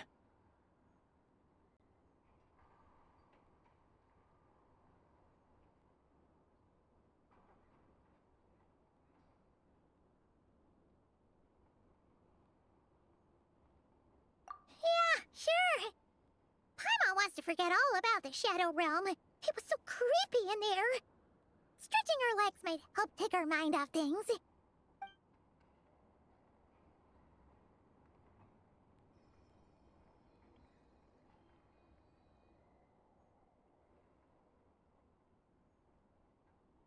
It's so quiet here for a train station. Not a person in sight. Just abandoned houses.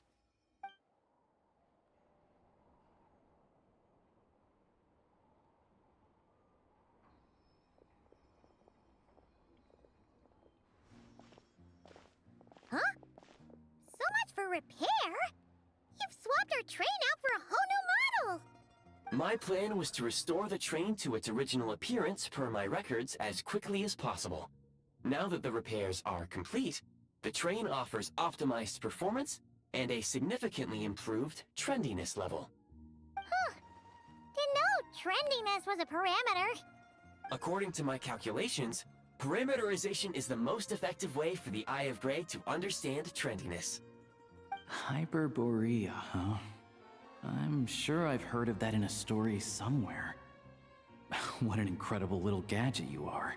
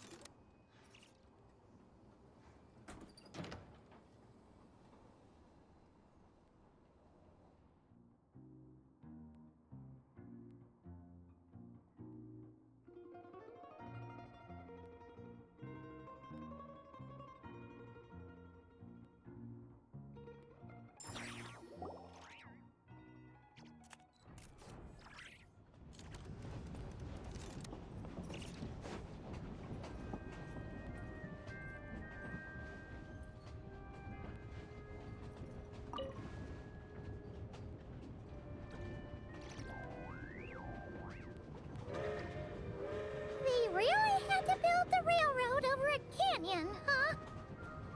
You might want to avoid looking down if you're afraid of heights. No, it's not that. Paimon's just praying that we don't have yet yet another accident.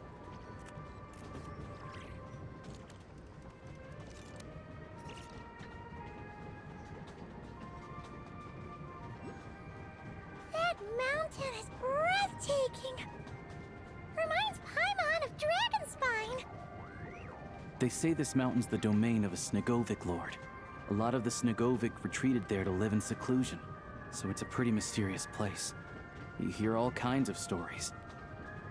Even the residents of the nearby town of Svietlolidovka steer clear of the summit, and they make a living off of harvesting prime ice.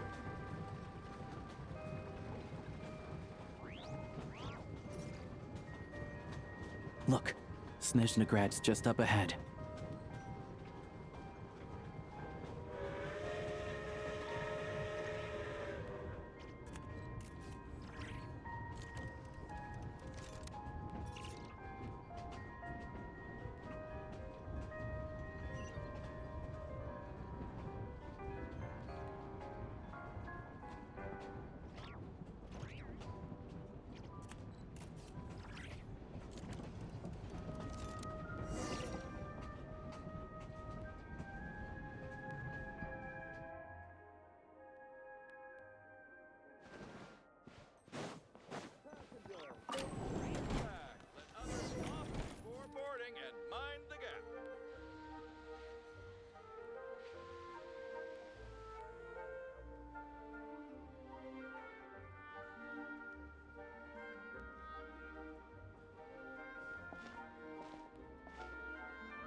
Here we are. Welcome to Snezhnagrad train station, the biggest transport hub in the nation. Wow! It's so majestic! Just flying from one side to the other would probably leave Paimon out of breath! It's built for maximum efficiency, but yes. In the future, you can use this train station to travel anywhere you want in Snezhnaya. For now, though, this way. There's a...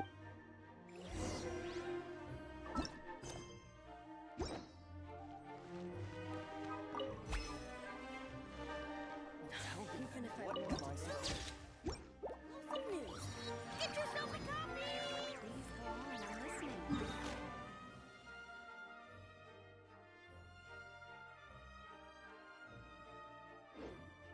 Where was I just Look! Look! They have really funny-looking hats! And those ones are about the same height as Paimon! But it looks like they can't fly! Those would be Volkudlak and Domovoy. You'll also see the winged Vila and the snowborn Snegovic amongst others. No wonder! We'd heard that Snezhnaya used to be the realm of the Fae. Paimon can really see it now.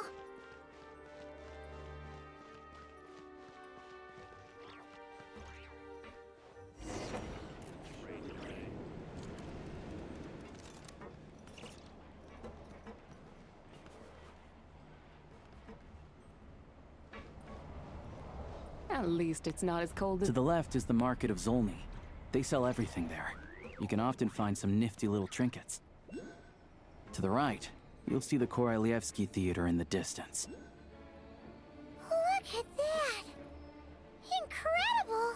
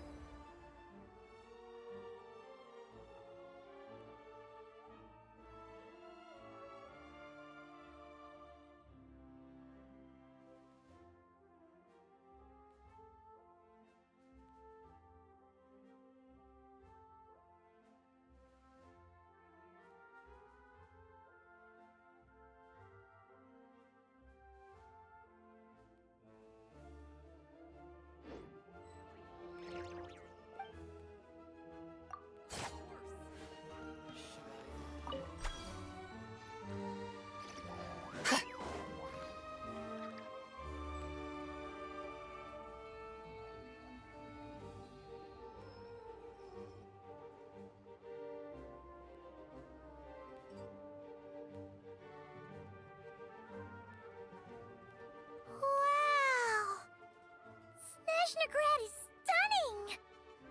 Seeing it with our own eyes makes all the trouble we went through to get here worth it!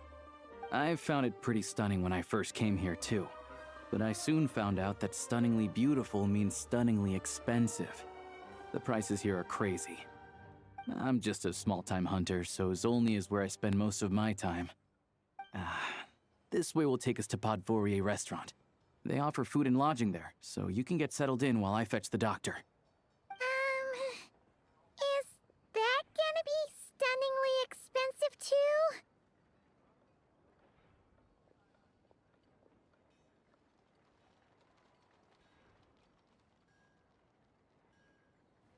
Yeah, I mean, there are places to stay in Zolny, but I highly doubt they'd meet your standards. Most of the stoves are out of crystal, the windows are drafty, and at night, four-legged roommates come out to play, sharpening their claws on the roof beams and floorboards. Yep, no way! Not a chance Paimon's staying anywhere like that. Maybe we can split the cost of the room between us? Paimon still has some savings left.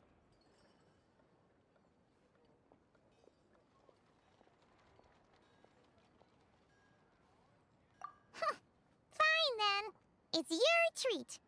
Paimon will save her money for buying a nice little cake.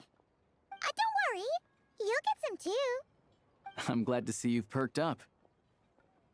If you find yourselves in the mood for some sightseeing later, there's a few places around here worth seeing. This way leads to Zapoliarny Palace, which serves as the Tsaritsa's audience chamber and also her personal quarters. The adjacent block is kind of a city in its own right. That's Glupov, the headquarters of the Fatui. Inside, there's a munitions factory known as the Armory Palace, producing a constant supply of all kinds of equipment for the Fatui. A lot of important research happens there too. And over there is the Snezhnagrad Vecha, where all the big shots meet regularly to make policy decisions. These places are best admired from a distance. I'm sure I don't need to explain why.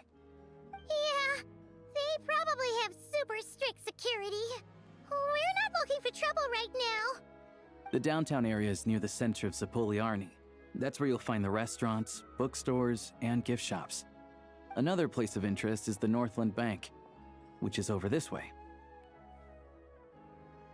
Oh, and I'm sure you'll want to make contact with the Adventurers Guild at some point, right? That's right here. Ooh, speaking of adventuring, we use alchemy quite a lot. Do you know where we can find a crafting bench? No one practices alchemy at Snezhnagrad, I'm afraid. Apparently there's some historical reason for it. Oh. We'll just have to use the one on the train then. Kinda inconvenient. Wait, how come there's one on the train if that's Snezhnayan too?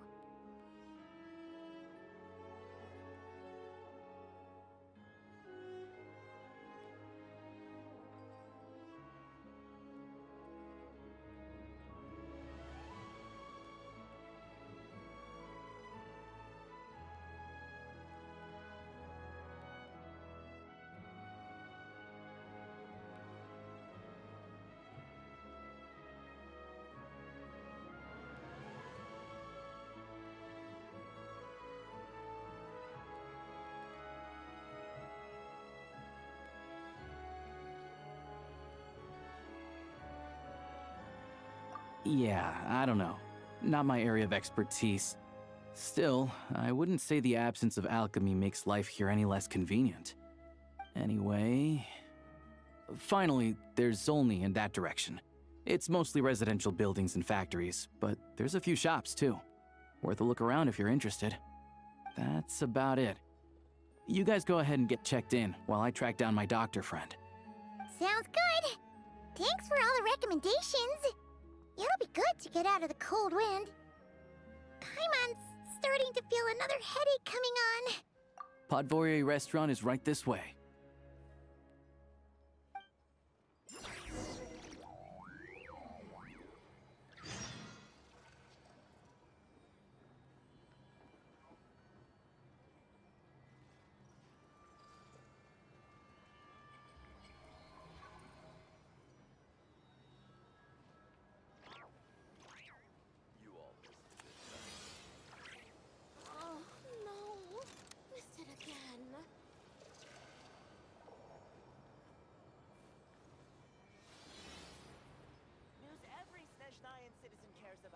Surely you'd like to know too.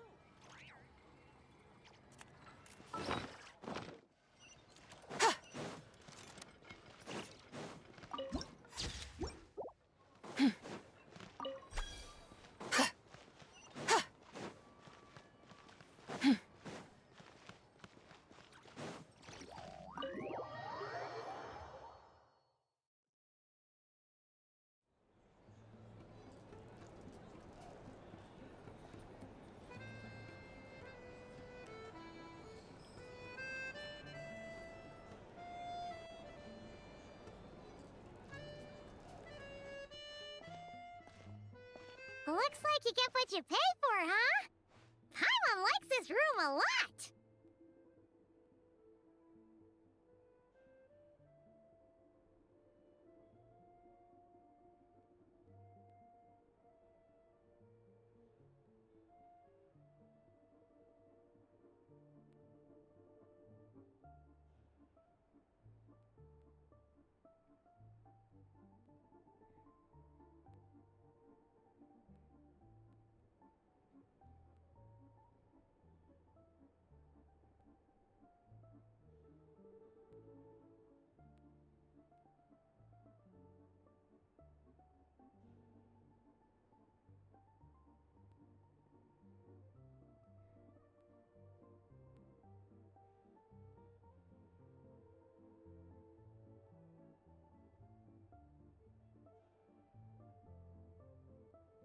Yeah!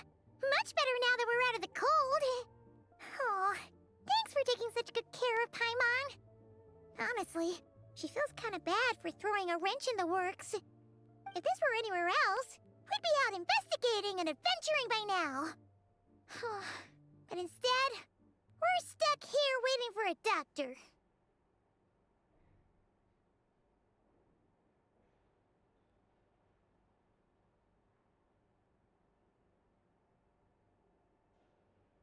You're right. No need to push ourselves too hard for no reason. A lot happened on our way into the city. Let's review what we've learned so far and try to figure out what to do next. Obviously, the million-more question is, what is the Tsaritsa planning? Everything else leads back to that.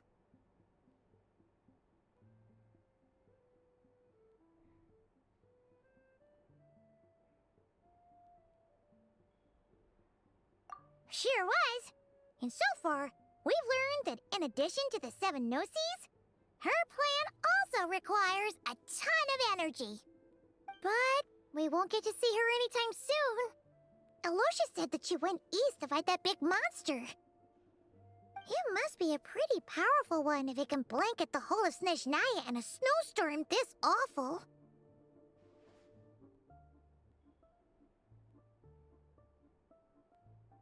To be honest, what we're really lacking right now is information. The kind of information that only the higher-ups in the government would know, not word-on-the-street type of info. Paimon can think of a few people who might be able to help us, but...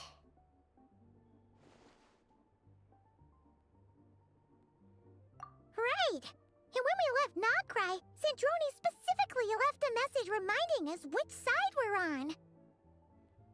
So, it's unlikely they'd tell us anything confidential about the Tsaritsa's grand plan.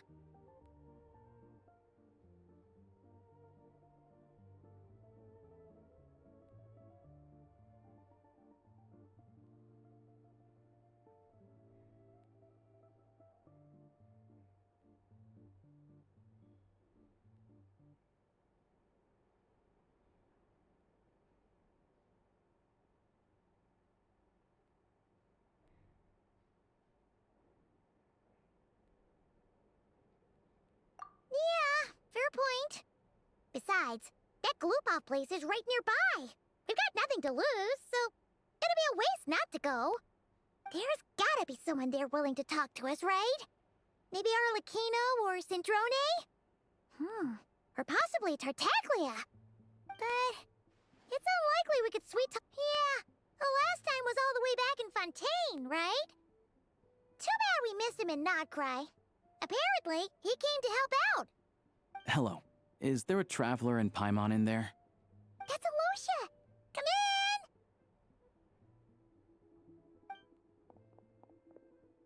Hello, I'm Dr. Luneva. Alosha mentioned that one of you is feeling a little under the weather. I see. So you're my patient today, yes? And you're, Faye, I presume? Good question. Paimon's not too sure either, but she's definitely not the same kind of Fae as the ones we saw at the train station. Is that gonna be an issue? Not exactly. It's just, I'm used to treating human patients. Fae tend to be far more resilient than even the healthiest and most long-lived of humans. But don't worry, I do have some experience treating Fae. I've even diagnosed plenty of cats and dogs in my time. Safe to say, I have a fairly eclectic range of expertise. It'll be fine. Paimon's basically the same as a human, right? We're no different when it comes down to it, are we? That's just because Paimon knows how to eat. Now, please take a seat.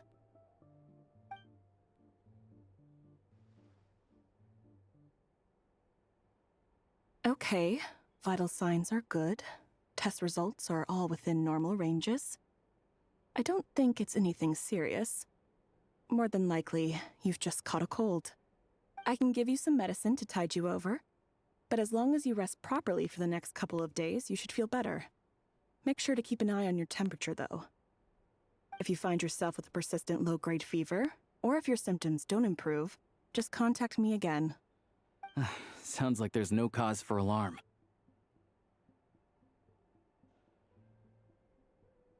Thank you, Doctor. You're very welcome. Just doing my job. I'll leave you in peace now. Time to visit my next patients. Take care. You heard the doctor.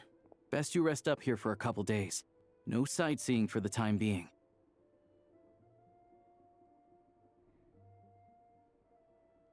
All right, then. Guess we've got no choice. Let's just treat it as a short vacation. I have to get back to it.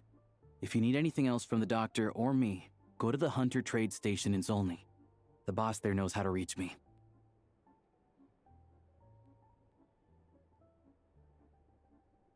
Hey, no big deal. You saved my life in the Shadow Realm. This is the least I could do. See you around.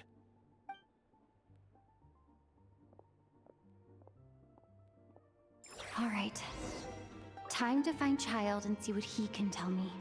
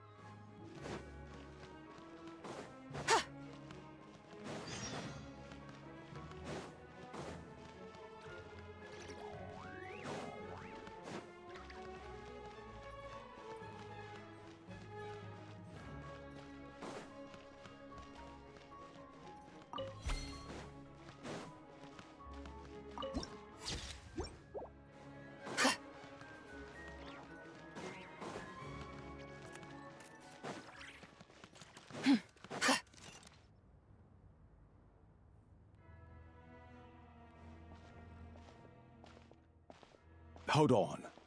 Please display your invitation letter or permit.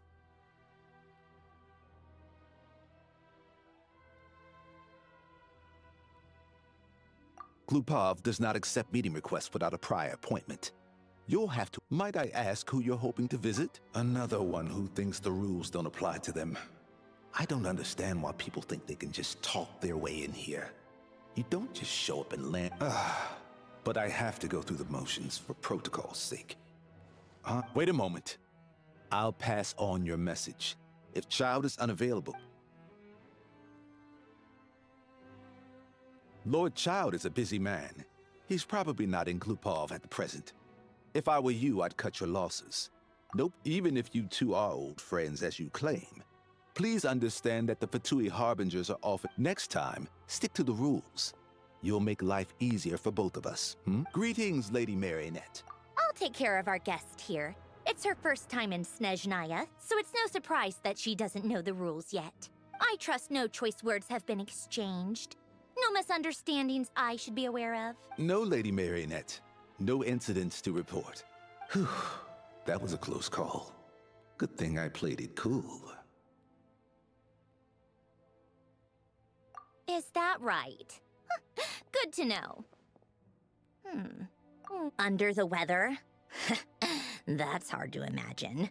She's always buzzing with energy. I take it she's still adapting to the climate. Happens to a lot of people. It's even colder here than in Nodcry. Has she seen a doctor? I can... All right, then. Well, let me know if you run into any other problems.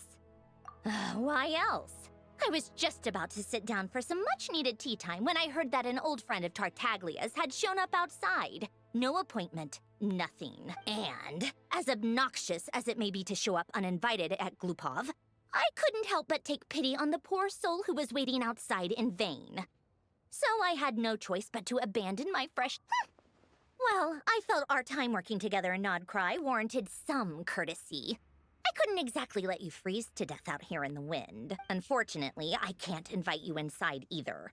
The rules of Glupov wouldn't allow it, and as a Harbin on the plus side, Snezhnograd actually has some class. Unlike Nasha Town. Torchlight Books has a very nice selection of teas. Your treat, of course. Because I already wasted one perfectly good cup of tea today. That's why.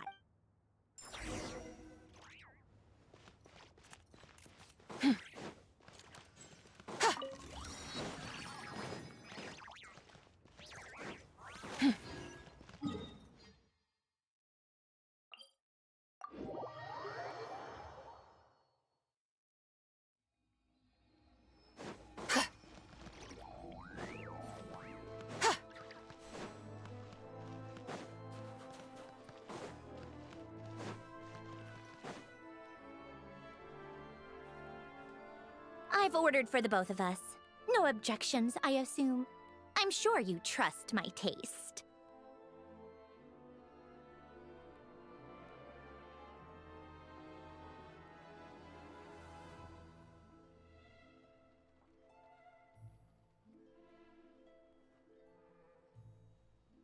Okay, let's get down to business. I'm guessing you don't actually have any urgent business with Tartaglia, per se. You just want information, right?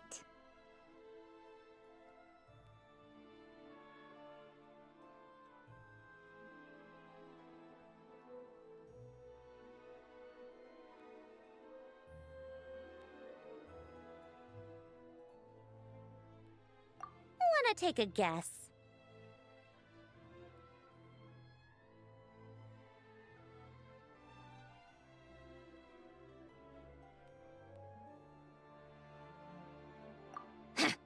Of course you'd say that. You shouldn't underestimate Counselor Tartaglia, you know. That's right. I'm sure you've heard of the Snezhnograd Vetcha by now. Well, he's busy preparing some paperwork for their next meeting. They'll be discussing yet another extension to Project Stuzha. It's basically all anyone cares about in the Vetcha these days.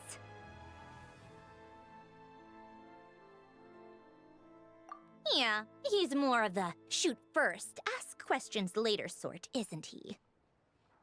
It all started with a very detailed letter that Capitano left for the jester, Piero, before leaving for Natlan.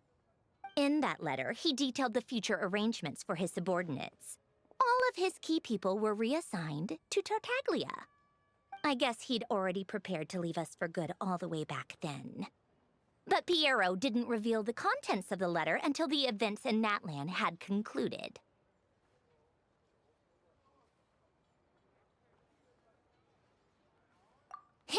That was his reaction, too. Why me? With a bewildered look on his face. He'd always assumed Capitano looked down on him. He was a man who kept his thoughts to himself and barely spoke to him the whole time they'd known each other. But he occasionally brought Tartaglia along to my tea parties back in the day. So to the rest of us, it was clear that Capitano had quite a lot of respect for his young comrade. By the rest of us, I mean my tea party regulars. Arlecchino, Rosaline, and... actually, not Columbina. She was probably oblivious to it. Anyway, then the Liu's situation happened. Normally, it took a lot to get under Capitano's skin, but that time he was furious. It's not really my place to talk about it, though. You can ask Tartaglia about it sometime. Basically, Tartaglia probably had the wrong idea about Capitano all along, right up until Piero revealed the letter he'd left behind. Capitano believed that despite Tartaglia's immaturity, he showed great potential. Plus, he possessed a kind of purity rarely seen among members of the Fatui. Yeah, it's one of the few things that I'd agree those two have in common. But there's one other reason why Capitano chose Tartaglia to assume command of his troops. He knew that after he was gone, several of the others would swoop in on his army like vultures, with the ones who stood to benefit the most being the rooster Pulcinella and Regrator Pantalone. Once they divided Capitano's troops between them, they'd be more powerful than ever. No one would be able to stop them. So, you can see why Capitano chose to hand that letter to Piero, right?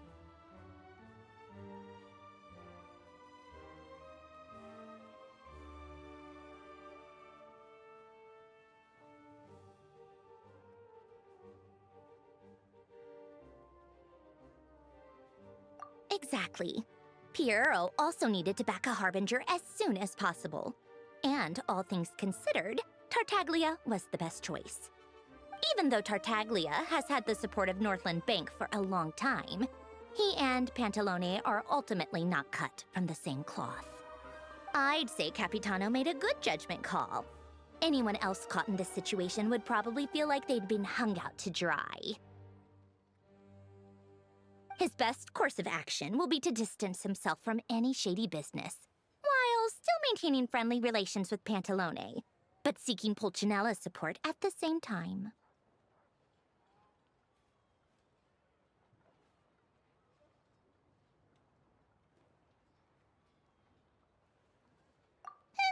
What's the point in having a tea party if you don't spill a little tea? Besides, none of this is confidential anyway. Ask any journalist out there. They'll give you all the lurid details. You'll see it firsthand if you ever sit in on a session of the Snezhnograd Vecha. All the factional strife, whether open or unspoken, it plays out for all to see in that one little room. Having a voice in the Vecha is the only way to steer policies in your favor. So, every person in that room represents a particular interest group. Pantalone, for instance, represents the financial sector, and Tartaglia represents the Fatui soldiers. Personally, I have no interest in political jousting, but since I have a number of engineers and researchers under my command, I have to make their voices heard. Then there's Pulcinella, the linchpin of the Vecha. He represents politics itself. Everything involves him, so nothing can bypass him. Any issue that comes up, he knows how to mediate. That's what the Tsaritsa values most about him.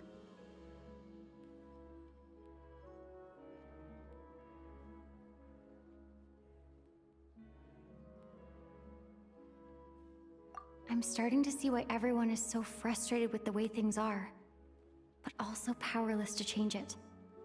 A complex web of interests connects all parties involved, and the Tsaritsa sitting at the top adds another layer of complexity. It must be nearly impossible to come up with a perfect solution. All right, I'm done carrying this conversation. Time for you to answer a question of mine. You must have known that you can get the info you needed from me. So why was Tartaglia the first person you asked to see and not me?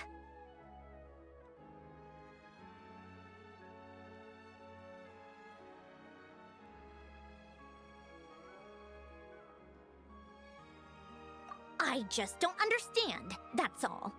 Anyway, do I really need a reason? Wait. Oh, I think I know what it is. Columbina passed on my message to you before you left Not Cry, right? I only meant you should be mindful of which side you're on. Is that actually why you didn't ask for me? Because you took that to heart? Fair enough. It's not your fault. I blame all these politicians I've been hanging around with lately. Always beating about the bush when they talk. I guess it must have rubbed off on me. Anyway, just ask for my help next time, okay? Little things like this are no problem. Lady Marionette. What now? Can't you see I'm on my break? Sorry to disturb you during your break, ma'am, but I'm afraid it's... Isn't it always? I've told you before. Fixing the tracks and transporting ice blocks does not constitute an emergency. The equipment in Svietlolaitovka is in urgent need of maintenance. With how the weather's been recently, we suspect that the cause is the supports on one of the machines broke and fell, awakening a dormant beast and leaving many of the ice miners trapped in a nearby... Luckily, Odette's team was nearby and launched a rescue operation. But we're still facing a severe manpower... I guess that's it then. Our tea party will have to end here. I'm the only engineer you'll need. Do you actually want to come with, or are you just saying that? Nice of you to return the favor.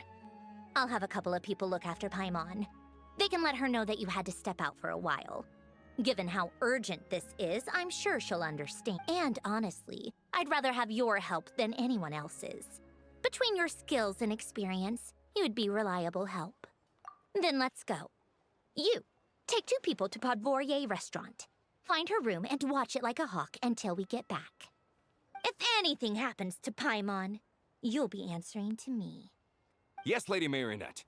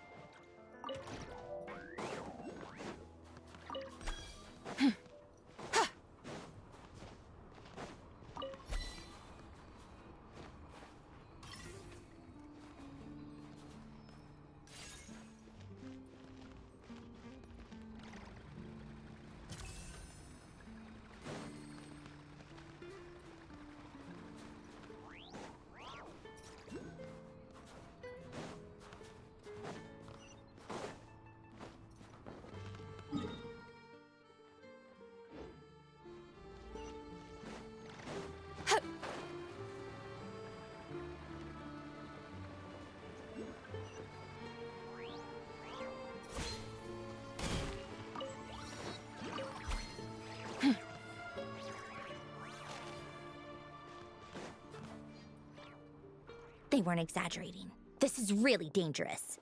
It's a good thing only one of them broke. From what I've been told, most of the trapped miners are over in that direction.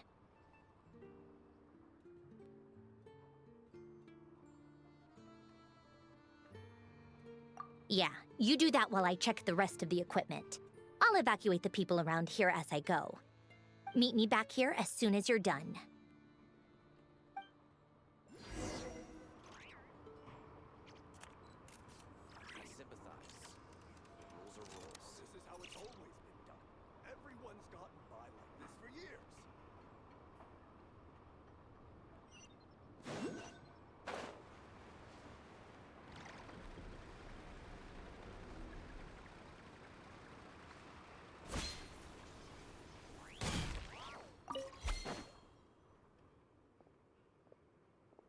I have to be getting close.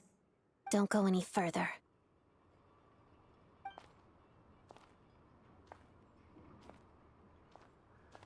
It's too dangerous here. There's a highly aggressive monster on the prowl. You need to leave, now. Ah, I see. You're the backup from Snezhnaya. Well, I'm Odette. Good to meet you. Ah, so this is Odette. She was the first member of the Fatui on the scene. There are 5 people trapped in the cave.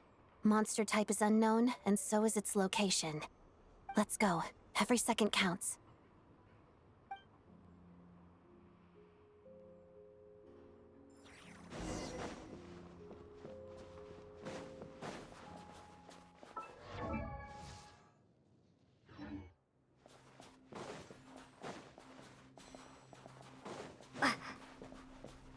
Careful. Something's moving.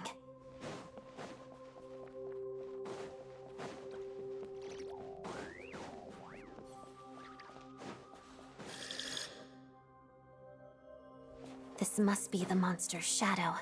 Looks like a tough opponent.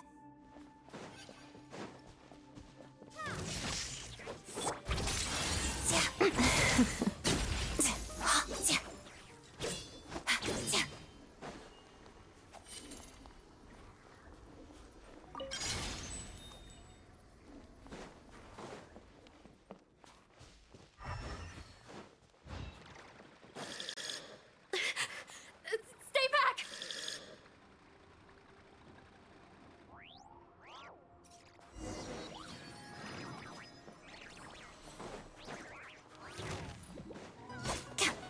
Take this! Witness the snow swan's grace. Pirouette. Let's begin.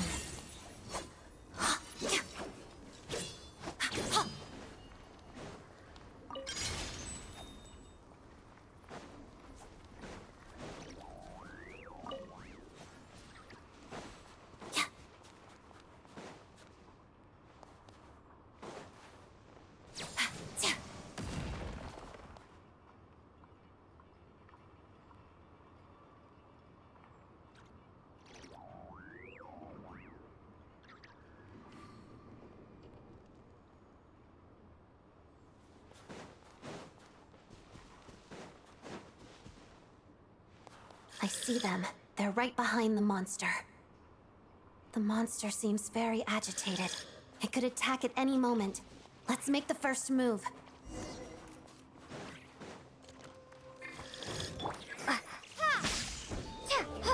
Together.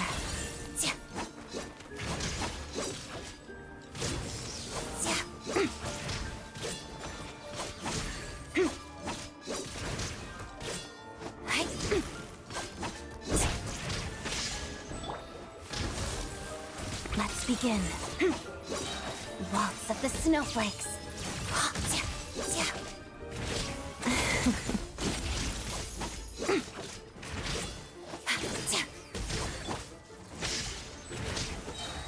Together. Thunderclap!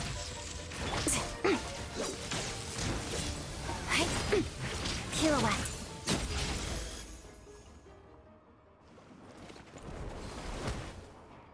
Thank you for saving us. We'd have been monster fodder otherwise. Thank you. Thank you. You're welcome. You should be safe now. Follow this route out. She and I will stay behind to watch the rear. Thank you. Come on, let's go. This way.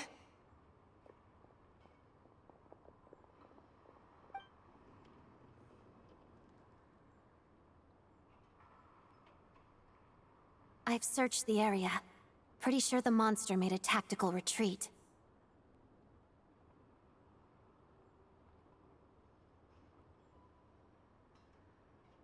Yeah, but with us here, it won't be coming back anytime soon. It may be small, but don't be fooled. It's a ferocious beast. People are just food in its eyes. It's lucky we got here when we did.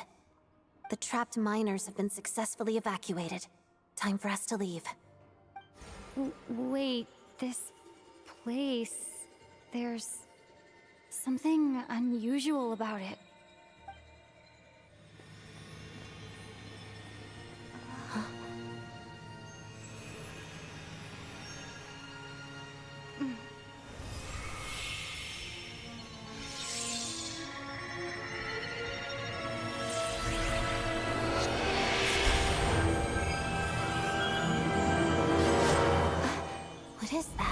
don't know. It's back? Guess it has family.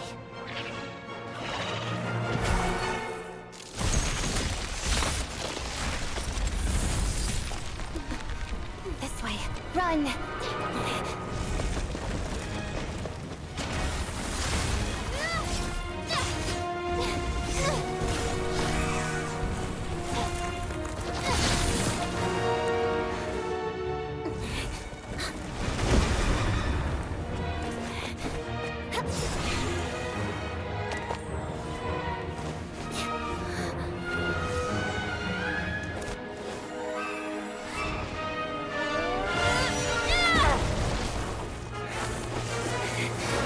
Thanks. Let's get out of here.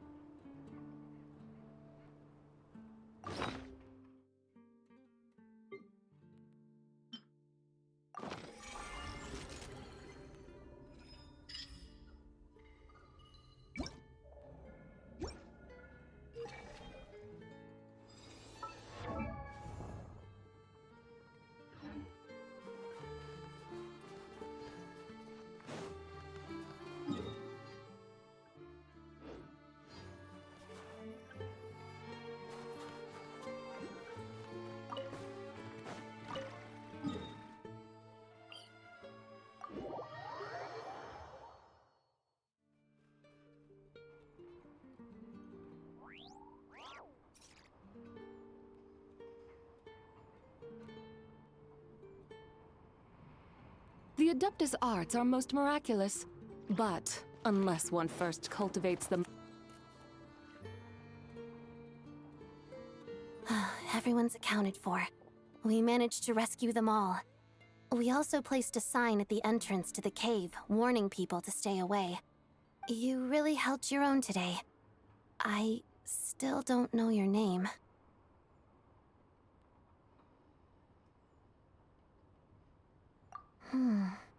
Don't think I've seen you before. I'll remember the name. All right then. See you around. Hello, Lady Marionette. I hear the rescue operation was a great success. I knew I could count on you. What brings you here, Odette? Here for a performance?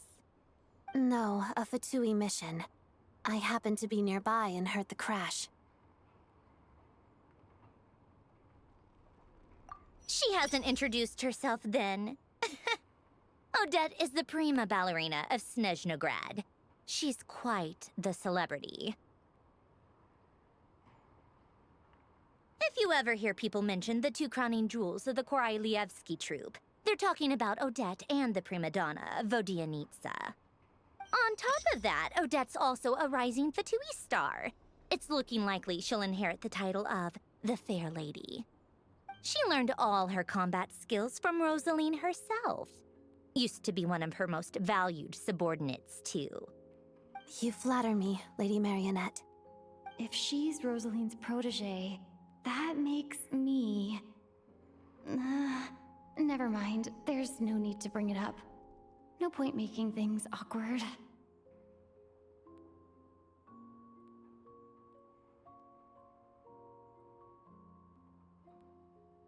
How's progress on your end, Lady Marionette? Equally successful. I finished reinforcing all the equipment. Took me a little longer without Polonia's help. But the outcome is the same, of course. Even if the heavy snowfall summoned by that monster lasts for another 3 months straight, this equipment won't give way. All right, now that we're done here, it's time to get out of this blizzard.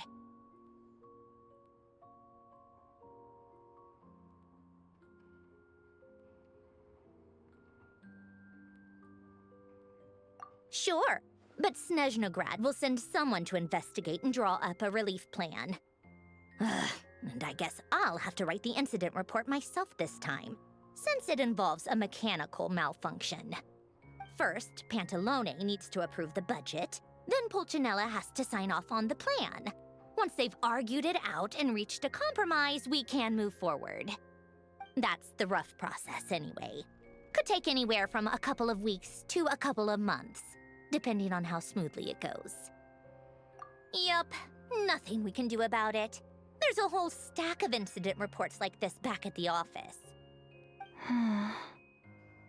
The snow has eased a little for now, but there's no telling when that will change with that monster still at large. Fuel for heating is in short supply, and relief is weeks away. There's no immediate threat to life, but still, it just feels like there should be a better way. Hey, quit daydreaming. Let's get back to Snezhnograd. When did you get a new sword? I found it in a cave. It handles pretty nicely. You have a strange affinity for secondhand swords.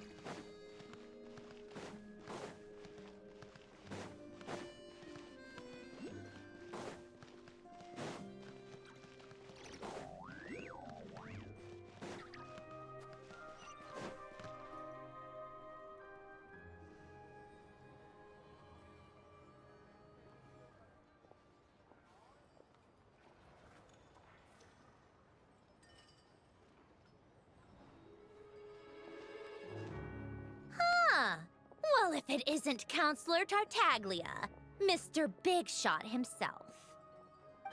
Go easy on me, all right? I'm still recovering from the interrogation the real Big Shots put me through. Hey, comrade, it's been too long.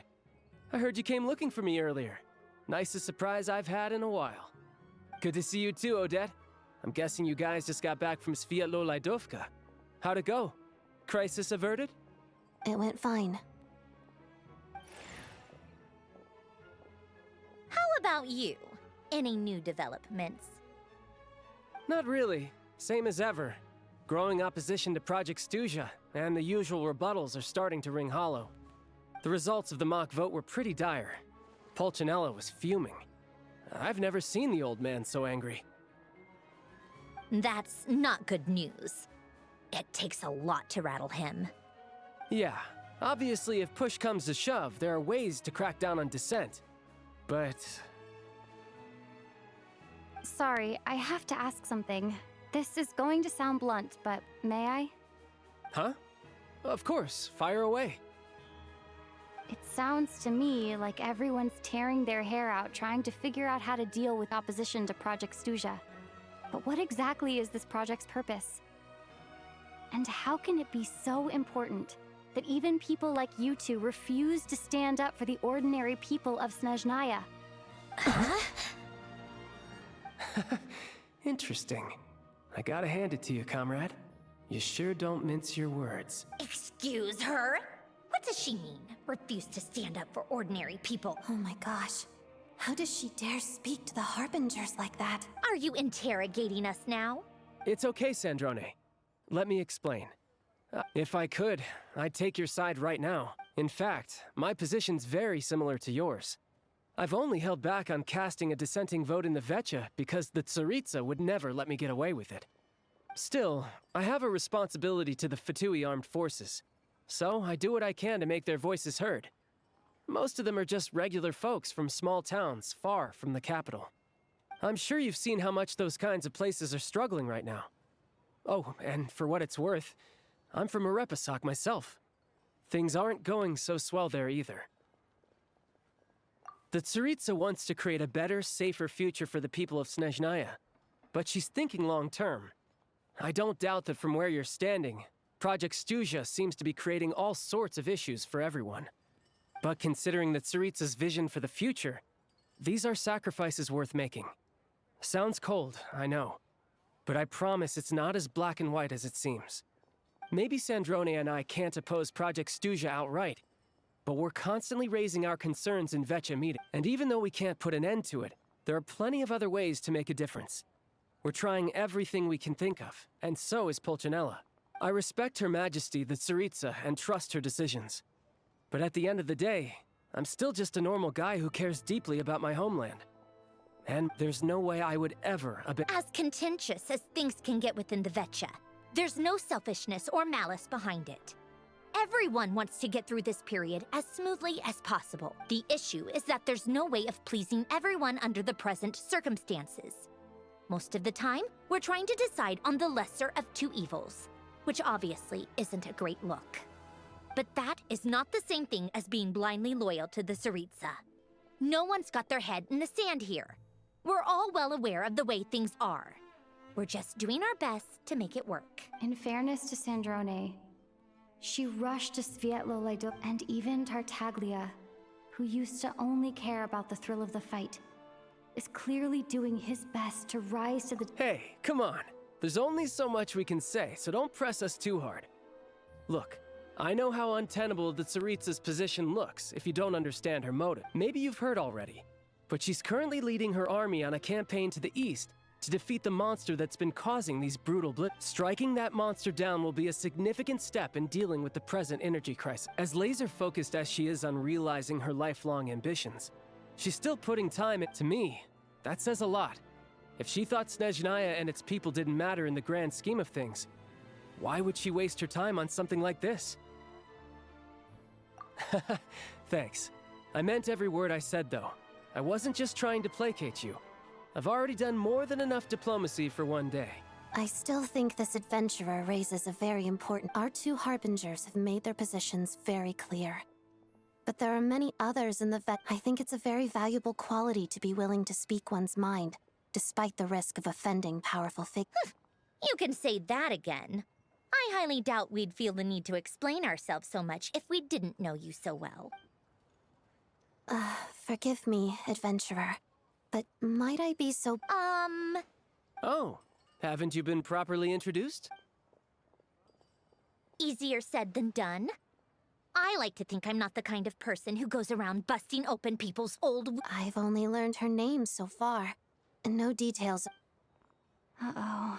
Is there no avoiding the subject of Rosaline? No, it's just— all right, I guess there's no getting around it. This is the world-renowned traveler, who helped resolve the storm terror threat in Mondstadt, cleaned up after the mess I made in Liyue, and then went to Inazuma, where there was a duel before the throne, in which— Oh.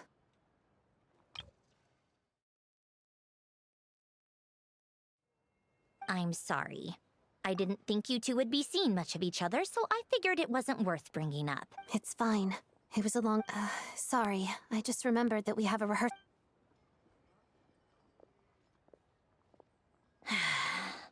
I've mentioned this to you before, remember? She was Rosaline's most valued subordinate. But they didn't actually get along. Not that Rosaline was really the type of person to make friends, but death has a way of resolving a lot of conflicts. Don't let it weigh on you. Like she said, it was a long time ago. Odette has a very different personality from Rosaline. Give her some time. I'm sure she'll work— Oh, by the way, where's Paimon? She hasn't been feeling well, so she's resting at Podvorier Restaurant. I got a couple of my people to look after her while— Oh, right. Sorry to hear that. Poor thing. I felt so bad for her seeing her lying in bed, coughing. I'm sure Paimon's a good kid too. You're a little short on manpower, right? Let me have a couple of my people take over for yours. I'll send my most capable and reliable— Well, that would be great. Your people are— Hey, don't mention it. I'm sure you have things to do. Hopefully that— So no more accusing me of not being on your side, all right? Already? That was quick.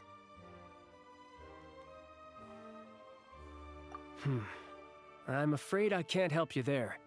Our director's recent movements are confidential. Even we're not in the loop. If you hadn't told me, I never would have known he'd gone south. I assumed he'd been in Glupov this whole time. Well, I guess I'd better go sort out Paimon's security situation. Me too. I have an incident report to write up. Let's leave it there for now. I guess everyone's in a difficult position. But Tartaglia's right to start with.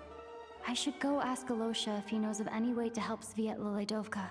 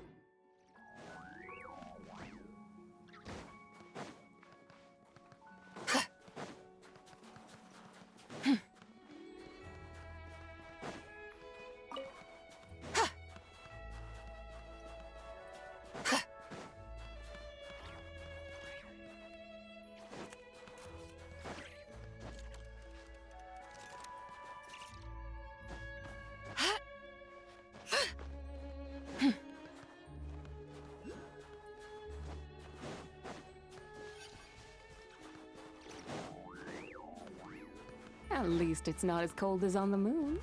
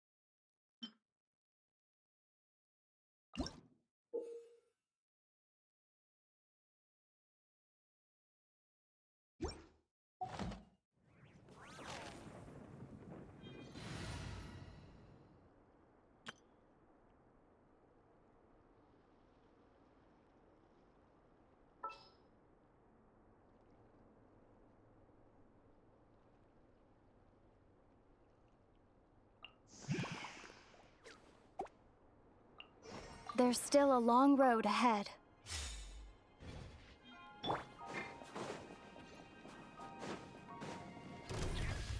In case! Shower me with the... A little remove... Surge! Mine to wield. Yeah! Yeah! Ha! Ha! Yeah! Yeah! Yeah! Yeah! Yeah! A burst of flavor! Yeah! Rah!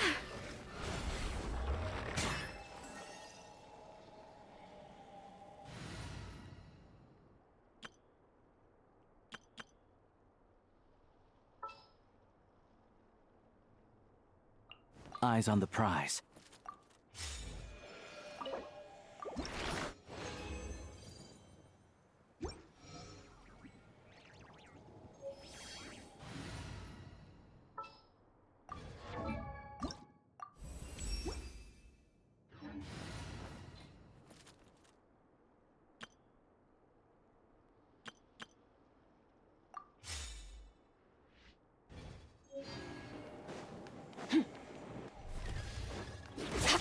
Strike a pop! Annihilate! Keep going!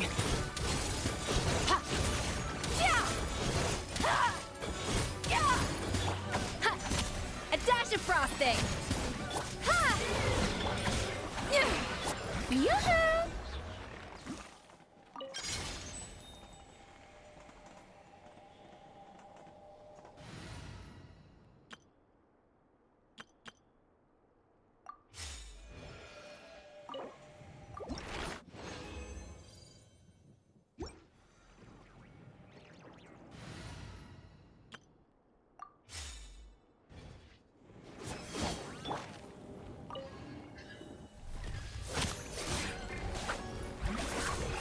Strike a pop cryostorm!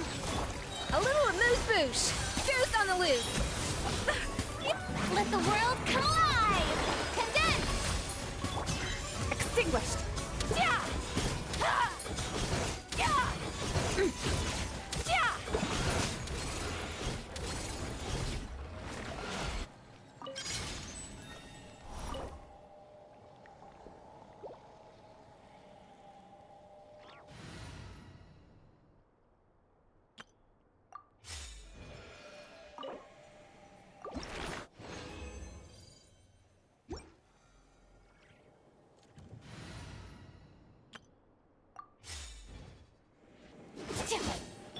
Yoo-hoo! Yeah! A dash of froth and case! Yeah! Fearless! Into the void! Yeah! Fighting froth! Annihilate! Yeah! Yeah! Yeah!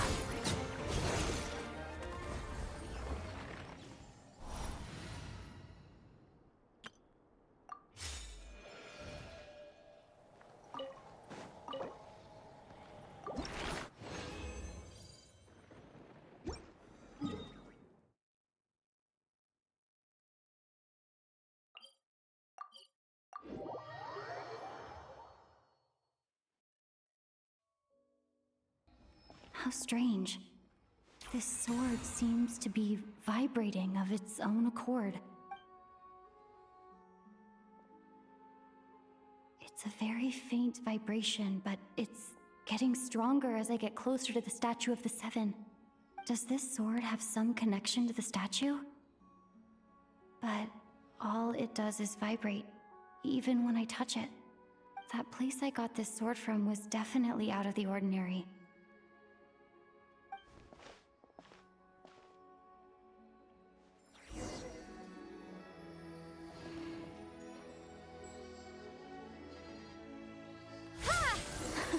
It worked! There really is something special about this sword.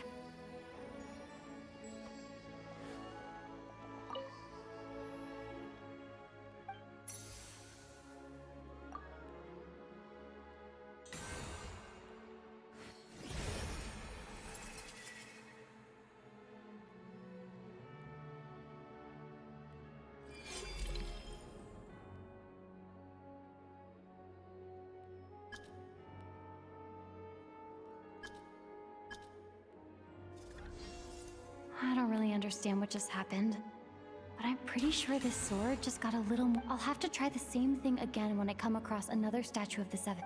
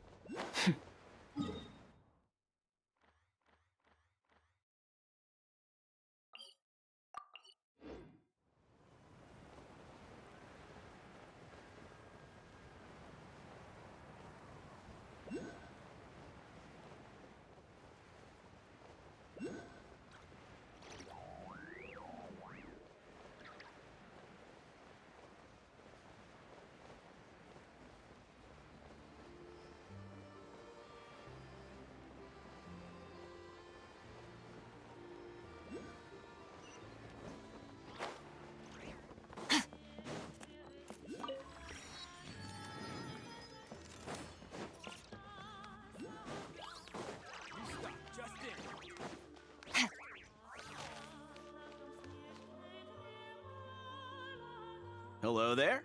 How can I help?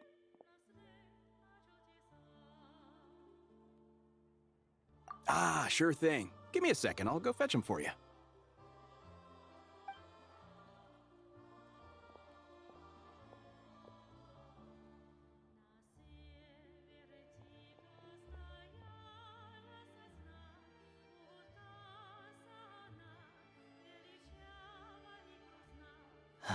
It's a familiar story.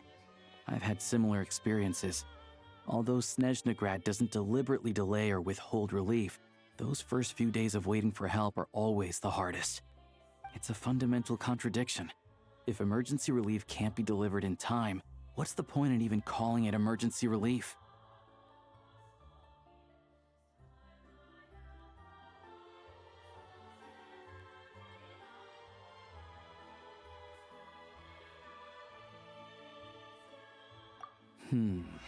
Not necessarily. I think there's a good chance that Kresnik Crystal from Stratomoros will start flowing into the market.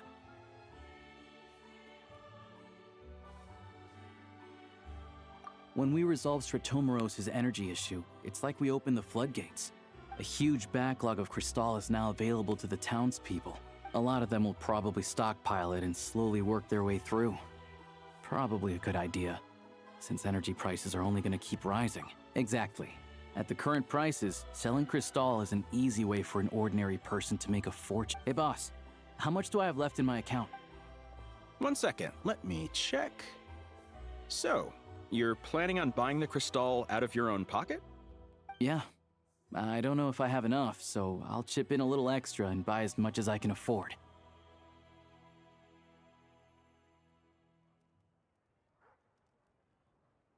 No, it's fine. You're new to Snezhnaya, and you have your own living expenses to worry about. Besides, you're already providing the train.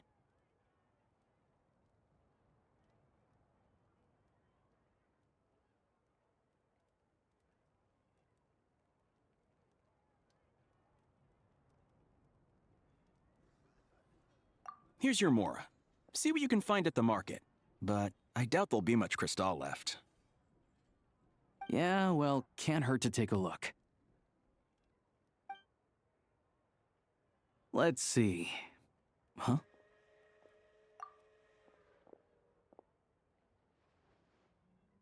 Oh, Alosha, and... Hello. I didn't realize you two knew each other.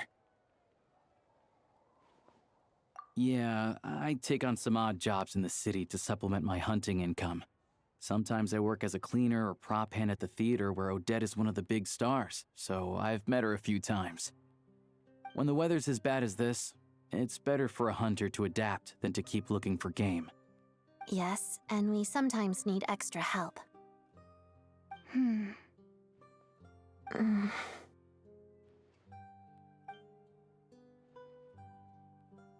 Wait, why is the atmosphere so awkward?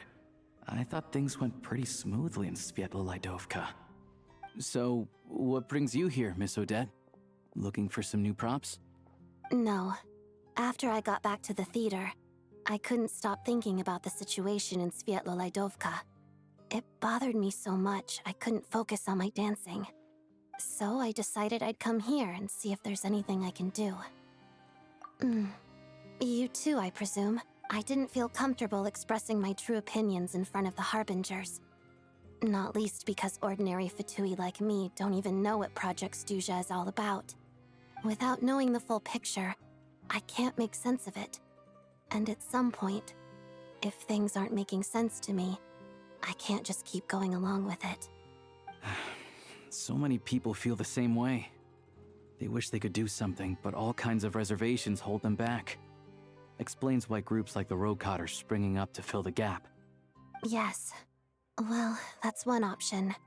But there are risks to consider with organizations like that. The Fatui does not encourage their activities. Right, because things can get out of hand, and it's hard to hold the right people accountable when they do. I've heard about a few cases like that. Sandrone said Odette was on track to inherit the title of the Fair Lady. If so, she'll be able to find out what Project Stuzha is really about. Still, it's probably a little soon to ask her about that. There may be more to the story. What's on your mind?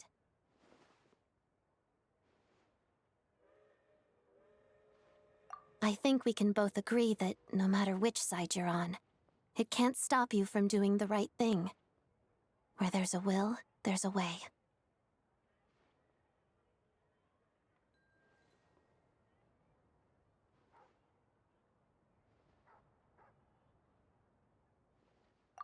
I know what Rosaline did while she was abroad.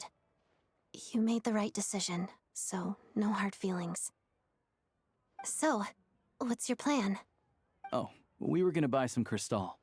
I heard there's some on the market right now. Funny. I had the same idea. In that case, let me pay. I can claim it back as mission expenses. The real issue here is that government relief is behind schedule. Surely it makes more sense for the state to cover these costs than for us to pay out of our own pockets. True. It's a huge expense after all.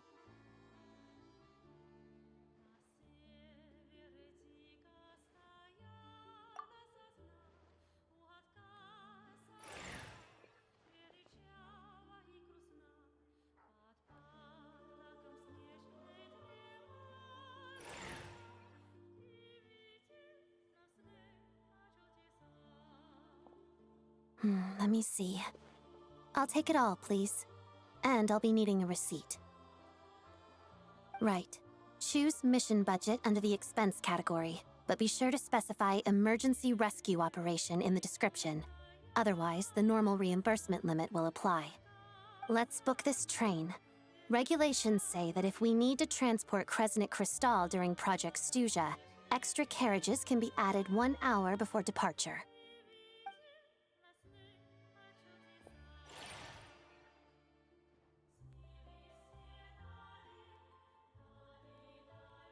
That should do it. The train will be escorted to its destination by Fatui guards. This is my first time seeing you handle Fatui affairs, Miss Odette. It seems you're as skilled an officer as you are a dancer. You flatter me. It's only because I've been doing both my whole life.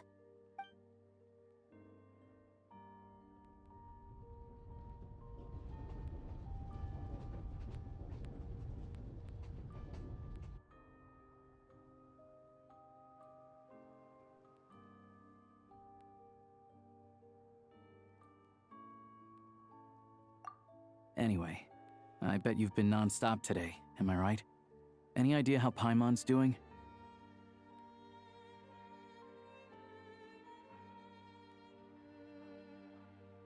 What's wrong? Who's Paimon? Her travel buddy. Hasn't been feeling well. She caught a cold right after they got to Snezhnaya. Sounds like she's important to you. I can't believe you've been dealing with this on top of everything you've been doing to help the people of Snezhnaya. I've got nothing going on right now, so I'll join. May I come too? I have some candy that someone gave me back in Svietlo-Lidovka. Plus, I know a little bit about relieving cold symptoms. All right then.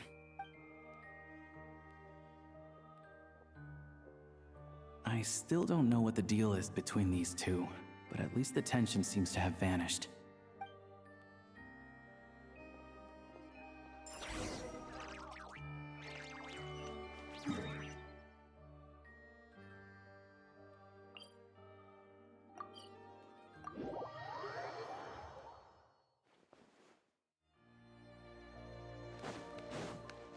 Fearless. Cryostorm!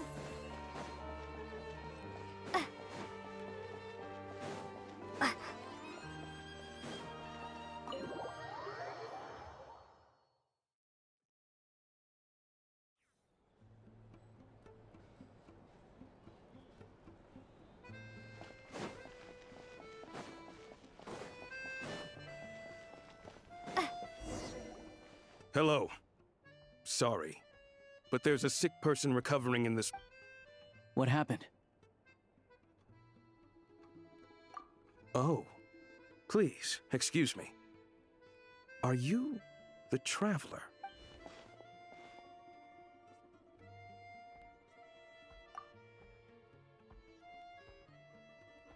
Ah, it's really you. Sorry for the inconvenience. At the same time, we can't interfere with Podvoye Restaurant's business. That would only seem... Besides myself, a few of my colleagues are stationed in and around the restaurant. I didn't expect such a high... Well, Master Child handpicked us for this special assignment. Anyway, I won't keep you any longer. Please, head inside.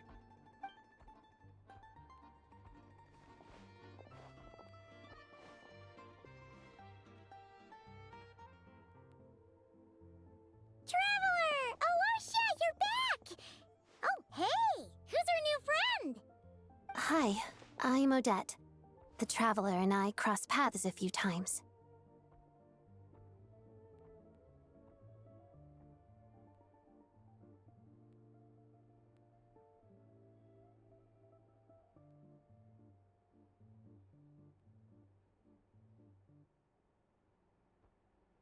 Another friend from the Fatui, huh?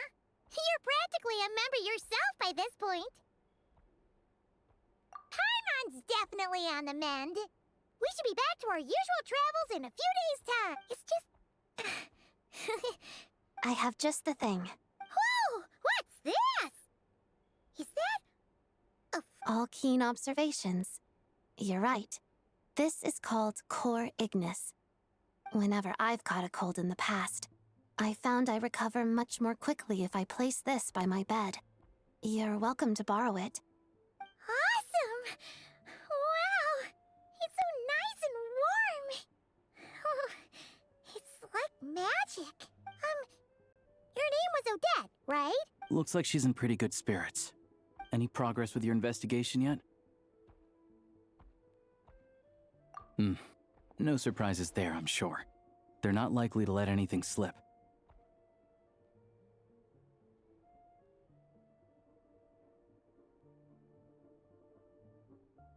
The Rokad, huh? Members of the Rokad keep their true identities hidden. Leave it with me. Meet me at the Korolyevsky Troop tomorrow. Would anyone like a drink? Paimon will have... enough with the secret chat, you two. It'll be kind of like tabletop troop. No reason why listening to a story can't be an adventure.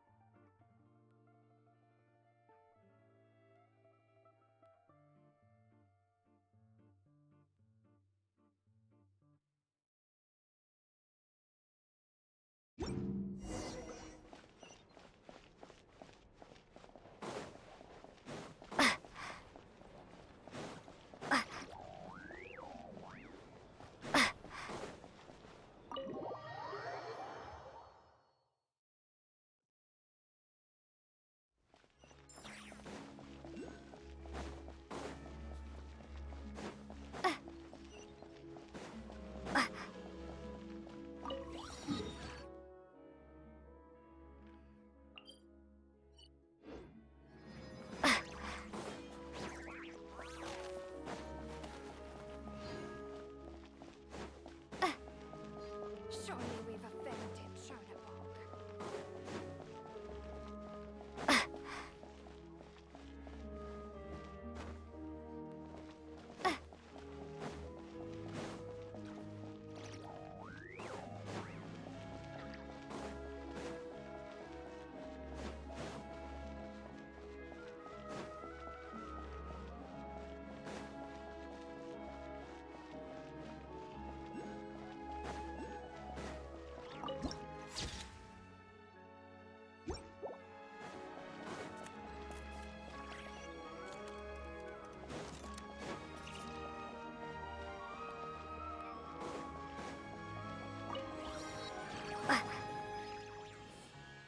Ah, you made it.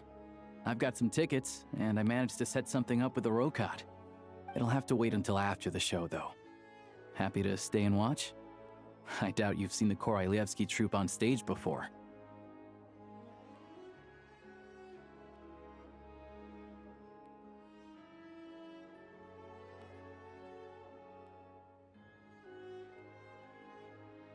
Pleasure. Here, this is the way in.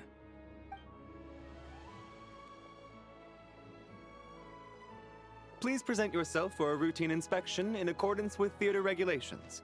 Thank you.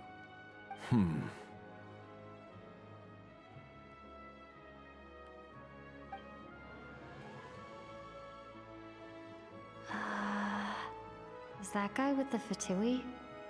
Looks like he's waiting for something. Okay, all done. Thank you for your cooperation. Please proceed through to the theater.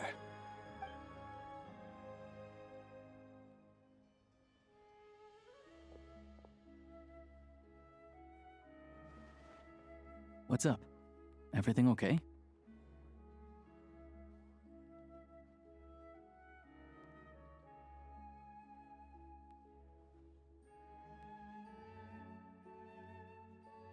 Snezhnaya's business and political leaders are always passing through here, so it makes sense that security's tight. Still, it's a little unusual to see the Fatui's Armory Palace guard here. You saw him, right? The guy right at the back. Strong, silent type. His name's Valeri. He's part of the Special Assignments Battalion, but I only ever see him here for one thing: to look for a guy named Mitya.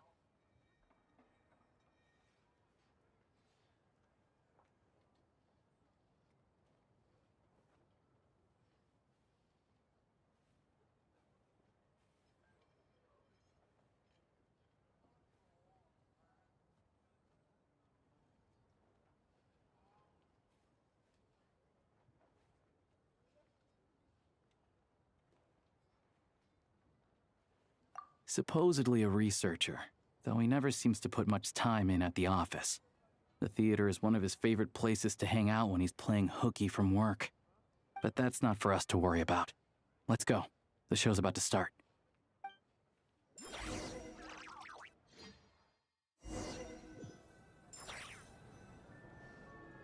What do you think? Pretty impressive, huh?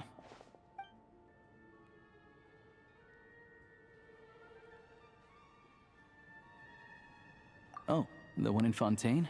I hear it's iconic. Never seen it for myself, though.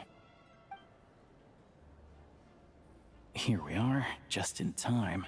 Sorry, coming through.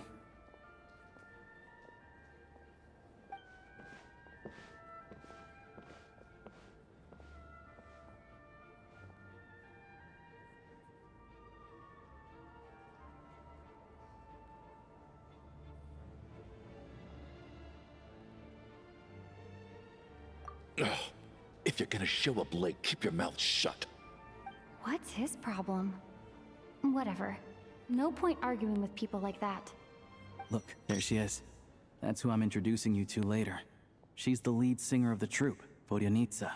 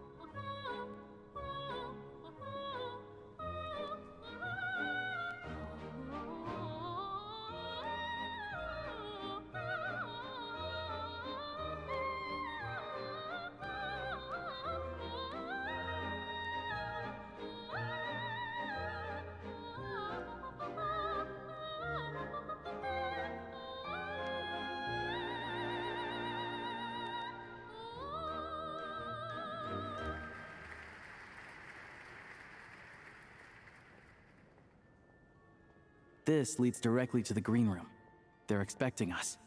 Vodyanitsa will be waiting for us there.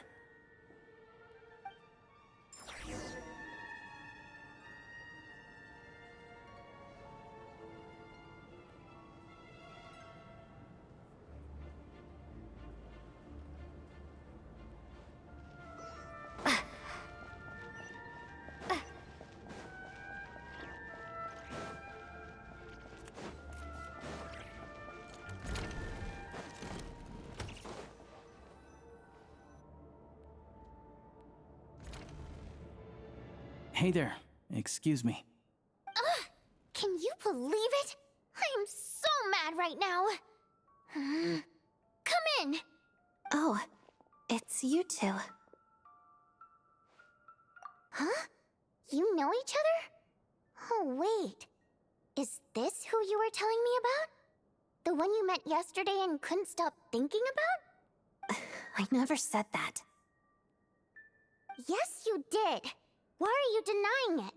It was right before I went on that rant about the moody factory owner. Oh, I remember it so clearly. Might I ask what brings you two here? Oh, I just brought her here to see the show. And when it finished, she was full of praise for Vodyanitsa's performance. So I thought I'd try my luck, see if we could get the chance to chat for a bit. Maybe get an autograph? You work here. You of all people ought to know that's against the rules. It's not what the green room is there for. Oh, what's the big deal?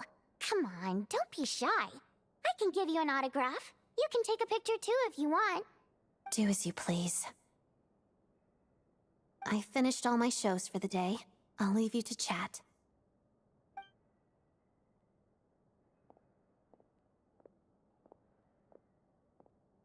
I wasn't making that stuff up, you know. Odette's just too proud to admit it. She thinks very highly of you. And so do I. You did the right thing in Svietloladovka. We're good. Odette's out of earshot. I'll lock the door.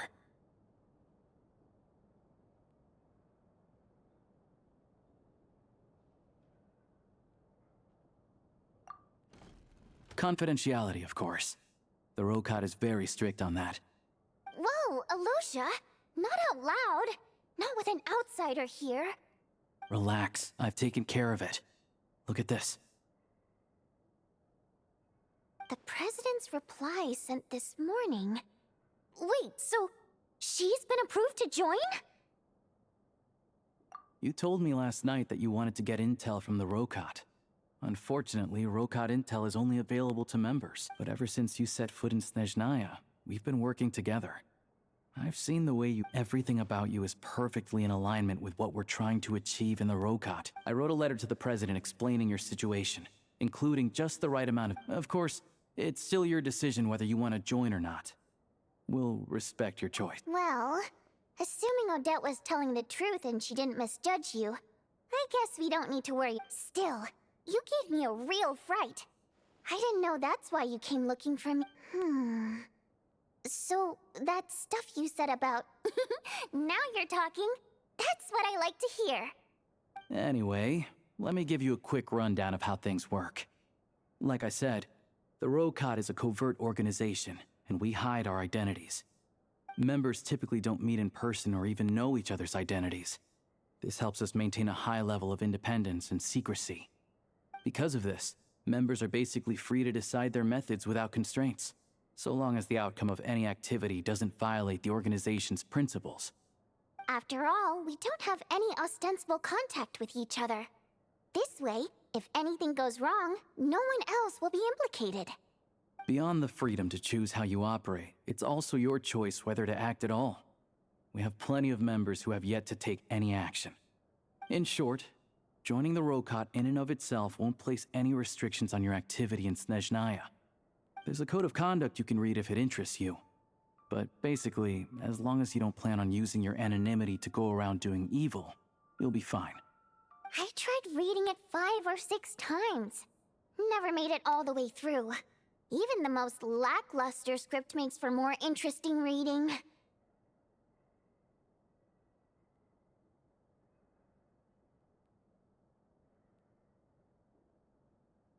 Great. Then I'll go grab an official application form. Be right back.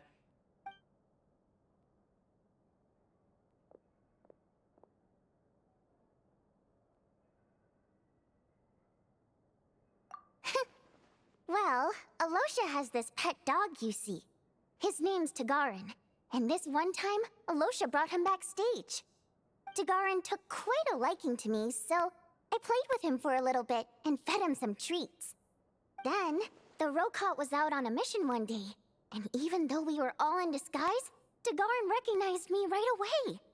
Just a coincidence, really. We didn't report it to the higher-ups, though, to avoid dealing with the fallout. Like, my job at the theater, for instance. I really needed to make ends meet. By the way, what were you complaining about just before we came in? Did everything go okay with Chuganov? Everything did not go okay. That's why I was so mad. I tried to make some small talk with him before I went on stage to fish for intel about the Iskra manufacturing plant. But he wouldn't take the bait. No matter what I said, he kept dodging the question. And then he started complaining. He said he didn't appreciate his second-rate seat in the stalls because he usually gets a private box. I mean, what did he expect? Everyone knows that if you want a box seat, you buy a ticket well in advance. But instead, he sends me a letter the day before the show when we're practically sold out. I had to juggle things around just to get him a half-decent seat, hoping he would appreciate the gesture enough to share some information. But nope, he didn't give me anything. Yeah, meeting Chuganov in person has definitely been a disappointing experience. Oh, you probably don't know who we're talking about, do you? Chuganov was that older guy you were sitting next to today. I'm sure he didn't make a great first impression on you either. To the citizenry, he's a family man and a kind boss. But our interactions with him tell a very different story. It's one thing to ask for a favor, but he acts like it's his right. He always expects special treatment. Take the ticket situation, for instance. I've actually gotten him a private box in the past. But not only was he not even grateful, now he's acting like I've sold him short this time. Not to mention that he's never paid for a single one of his tickets.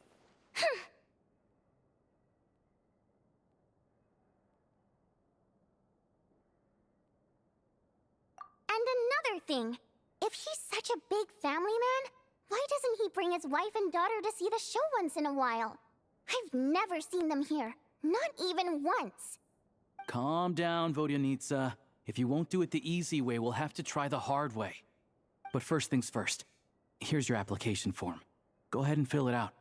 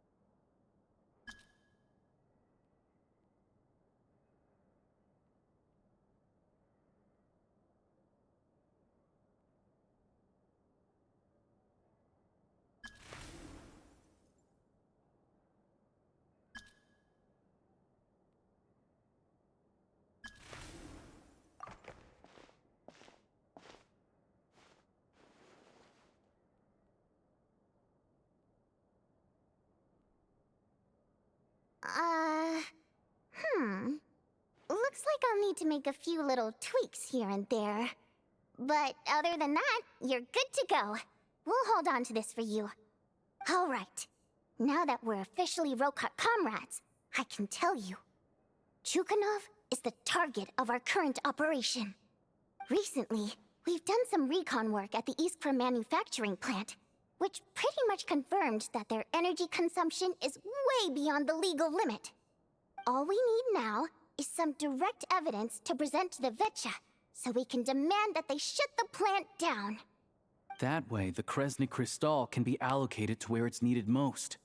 I was hoping he might let slip during one of our chats, but he's too tight-lipped. We'll have to find another way. I'm meeting another regular theater-goer tonight, Mitya.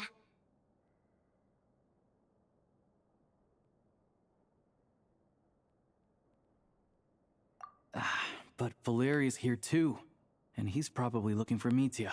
so he may end up being a no-show. Don't you worry. He must know how to dodge Valeri, or he wouldn't be showing up on time for every performance. Mitya is a renowned energy expert. Although we can't get any direct evidence of the excessive energy consumption at the plant, we can accidentally let the information slip to him. The authorities should take someone like him seriously. So if he starts raising questions about energy use at the Iskra manufacturing plant, there will be a proper investigation. Also, we're not allowed on site, but he has clearance. So all we need is his cooperation.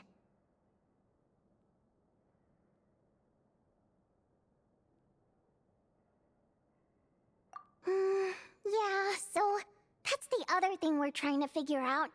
Though I think we're far less likely to make any progress on that front. Still, I hear that Mitya is a bit of a chatterbox. So, who knows? Maybe if we catch him in the right mood, he'll let something slip. What do you think? Sound like something worth your time?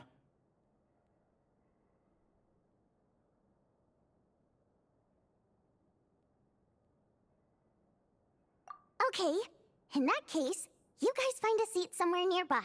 Pretend you're a couple of buddies there to eat, and keep your ears peeled for useful information. He's a huge fan, so I doubt he'll have his guard up around me. But you two need to be convincing. If he suspects anything at all, he might stop talking. Sure. Don't worry. We'll make a believable pair of buddies.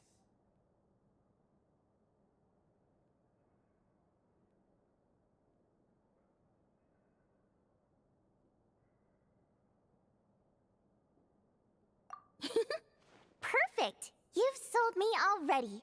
Now, help me tidy this room up a bit before we head out. Okay. What needs tidying? Everything!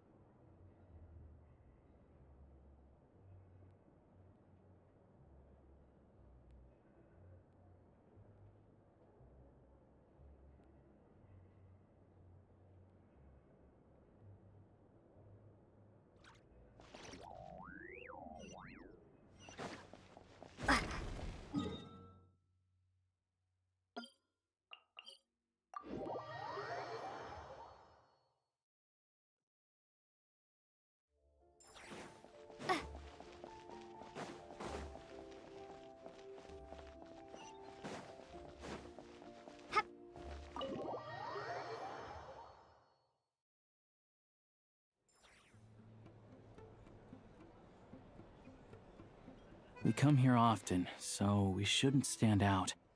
Let's sit here. Now, it's up to Vodyanitsa. Let's see how the conversation goes.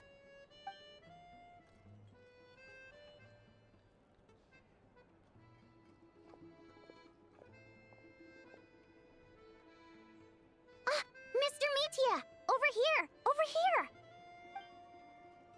Oh, sorry. I got a little held up on my way here. Now we have even less time than we planned.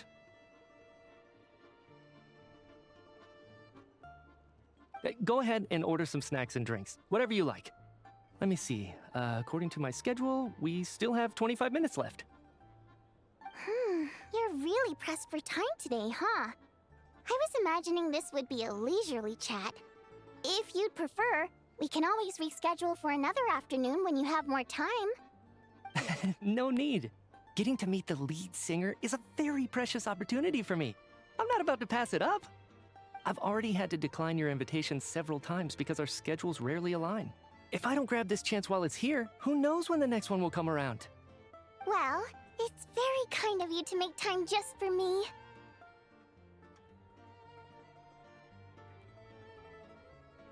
I'm not too sure, to be honest. But Snezhnaya is full of weird and wonderful things like that, so people tend not to bat an eye. I'm sure the same will go for the Eye of Grey and Paimon.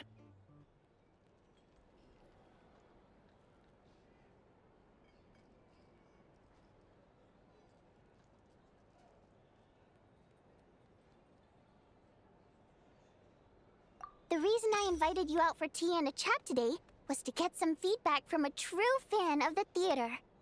Well, I genuinely have nothing bad to say. No matter how many times I hear you sing, it never gets old. It always seems fresh and new somehow. Maybe it's because the more times I listen, the more details I notice. Or maybe you simply improve with every performance, delivering it better each time. Thank you! I'm delighted to hear that. Could you give me any specific examples? Oh, yeah. The piece you sang today, for example. Beneath the Frozen River? Hey, what's with you? I'm just praising a good performance. I always used to find that such a bleak and lonely song. But the more you listen, the more you realize that it's not as cold and nihilistic as it appears. When you really dig down into it, there's a certain level where you're surprised by the emergence of hope. Wow, I'm impressed. I didn't expect you to pick up on that. Actually, I only tried out that angle after talking with a composer. Still, Beneath the Frozen River wasn't on today's program. Oh, really? But it's a classic. You sing it every time. Almost every time. Oh, well then. Let me say a few words about that other all-time classic, Flying in the Wind from the Mountain Sparrow. I didn't sing that one today either. My voice wasn't quite up to it, so I switched it out at the last minute. Oh, but, Sorry, Mr. Mitya, but you were at the theater today, yes? Of course I was. Remember? I said hello to all the troupe members before the show started. You, Odette, and the others. So what did Odette sing today? Elegy of the Snow-Winged Goose, of course. Correct. I see. I see. You find my singing boring, don't you? That's why you don't remember a single song. Looks like I'll need to cut a few from the program next time. No, that's not it. I swear. All right. I'll be straight with you. I'm sorry. My mind was wandering as you took the stage today. I enjoy watching your shows because the exquisite performances stimulate the mind. It always sparks some inspiration for my research. So, whenever I get stuck at work, I come to the theater for a change of pace. Odette's dance during the Elegy of the Snow-Winged Goose today was simply incredible. It got me wondering what she's been going through recently. That look of sheer defiance in the face of utter tragedy? It was so inspiring. I started scribbling in my notebook right away. Not that I made a ton of progress in the grand scheme of things, but I still think it was productive. By the time I snapped out of it, the entire show had finished. So what you're saying is, you didn't listen to my singing at all? Unfortunately not. I'm sorry. I don't know which is more disrespectful. The fact that I don't always come for the show itself, or the fact that I missed your performance. Seems like things are getting a little awkward.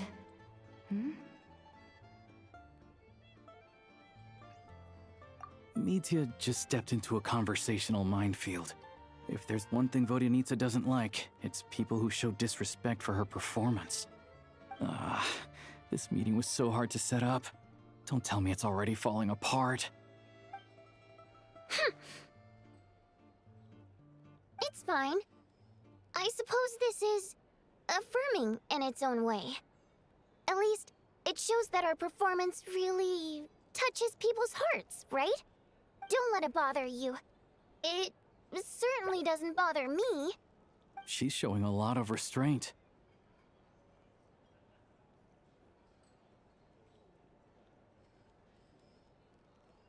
Well, I'll be sure to let Odette know how much you adored her performance.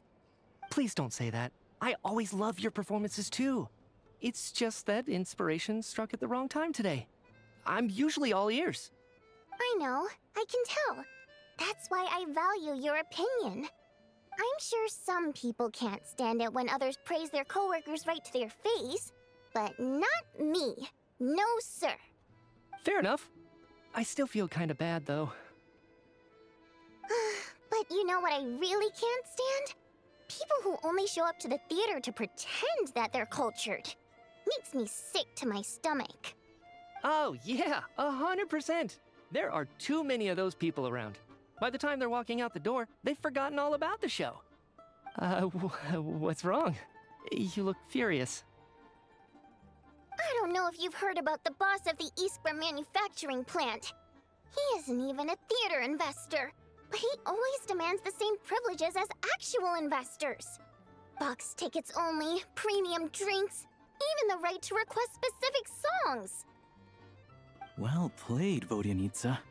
Seems like she's harnessing her rage to steer the conversation back on track. Now that you mention it, I've interacted with that guy before. I gotta say, everyone holds him up as an example of a benevolent businessman, but I don't know. I don't see it. Yeah, he couldn't care less about what's happening on stage. He's just there to flaunt his social status. I hate that I have to prepare programs for guys like that. What's the big deal with that factory he runs anyway? I asked around a bit and heard some pretty shocking stories. Sounds like he's just another greedy capitalist. Oh, really? Yep, the things people are saying are pretty damning. Low wages, Project Stuja has now been extended so many times, we're at the point where crystal rations for the common folk are barely enough to survive on. Yet he even wants to get his greedy hands on them just to boost his own profits. If the rumors are true, he's in serious violation of the law. Interesting. So you've heard about it too? What? So it's really true? Who knows? I've only heard the same rumors you have. But there's no smoke without fire. The Rooster's been coming down on us hard lately, demanding that we track and trace every single batch of Crystal.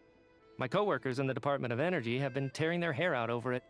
The Rooster? I didn't realize he cared that much. Yeah. Even though there are no restrictions on Crystal trading, the poor will wind up freezing to death if we let the rich buy as much as they want. That's clearly unfair. Looks like we'll need to arrange an investigation into the Iskra manufacturing plant as soon as possible. I never knew you kept up with current affairs beyond the theater, Miss Vodyanitsa. You really have a heart for the common person. Most Fae in your position have long been indifferent to the plight of humans. Well, those of us who choose to live in human cities are naturally going to pay attention to any significant upheaval. Isn't the Rooster a Fae himself? I'm just surprised to learn that even someone with as much experience as him is getting so stressed out over Project Stuja. What is the end goal of this project anyway? This is it. We're finally going there. I'm sure Mitya can sense on some level that she's fishing for information. But since their conversation is so relaxed, he might just let something slip. It's stressing me out too. If I'd only made better progress with my research, things wouldn't have dragged on this long. Oh, so your work is related to Project Stuja? That's right. The Armory Palace needs a brand new energy source. Not the power of the Light Realm, and not elemental energy. Right now, the only thing that meets the requirements is the power contained within stellar linchpins. But harnessing that power is costly. Each step of the process requires enormous amounts of Kresnik crystal, from extraction to quantification to attempts at conversion. Progress has been painfully slow, and the team is getting burned out as time goes by. Sometimes, I see people staring into space as if in a trance. Could it be that this new energy source has side effects? No, it doesn't affect us, because the energy is used for... Okay, I got it. Stop choking me. Sorry, I can't talk about that. I think we're all just exhausted. We've been working ourselves to the bone for so long with so little progress to show for it. It's no wonder people are struggling to stay motivated. Seems like I owe you an apology. I shouldn't have gotten so mad at you for not paying attention during the show. Don't worry about it. I count myself lucky, to be honest. I don't envy the people who work closely with the Tsaritsa herself. I'd much rather be in my current position. At least I don't have to shoulder any major responsibilities. So they're trying to develop a completely new kind of energy.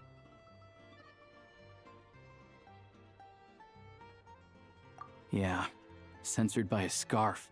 Who would have thought? Oh, dear. It looks like my time is up. I'm afraid I have to leave. I'm so sorry. We ended up barely talking about the theater. That's okay. It was a pleasure chatting with you, really. Let's make up for it next time. Yeah, hopefully once the work pressure eases up a little, I'll be able to focus more on the performance, and then we'll have more to discuss.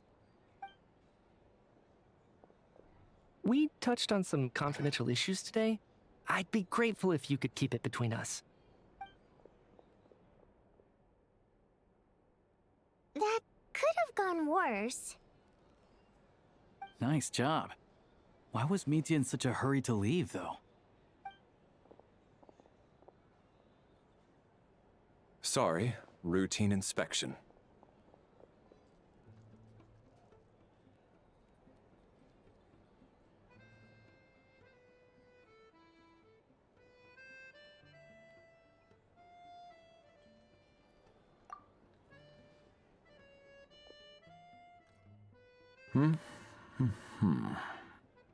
Okay, let's go. So he wasn't rushing to get back to work. He must have calculated that Valeri would find him here in exactly 25 minutes. That's frighteningly accurate. One of the main duties of the Special Assignments Battalion is to ensure that important figures stick to their schedules.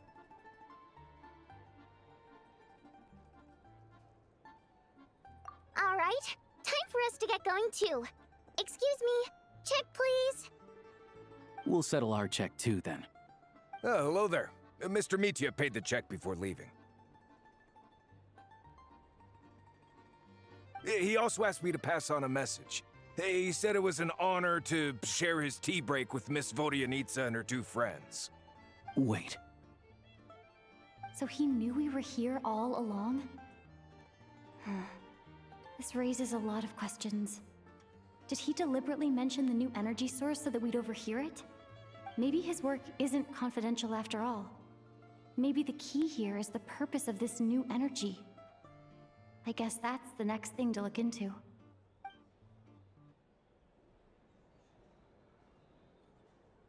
Vodyanitsa and Alosha have both left. Time to head back and call it a day.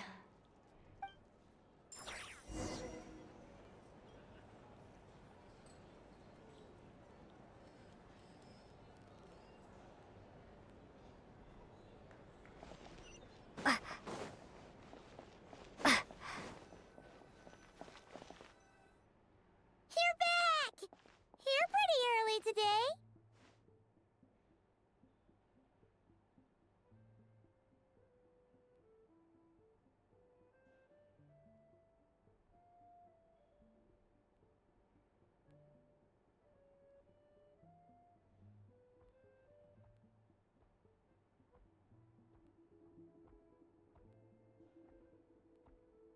Paimon was just gonna mention that. After she woke up today, Paimon felt like her temperature was completely back to normal. But her strength still hasn't returned. Still, there's some good news. Paimon thinks she might have figured out the source of the problem. It's like there's some kind of mysterious power affecting Paimon. Paimon's never felt this way before during any of her travels. She only started feeling this way since we arrived in Snezhnaya.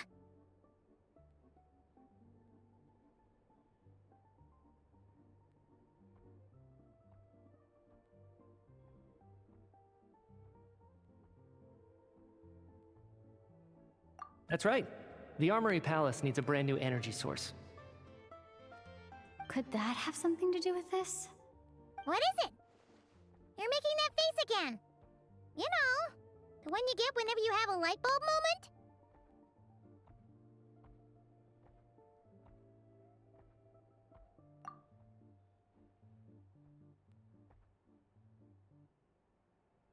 So, they're trying to develop a new energy source here? And you think that might be why Paimon's feeling unwell? Well,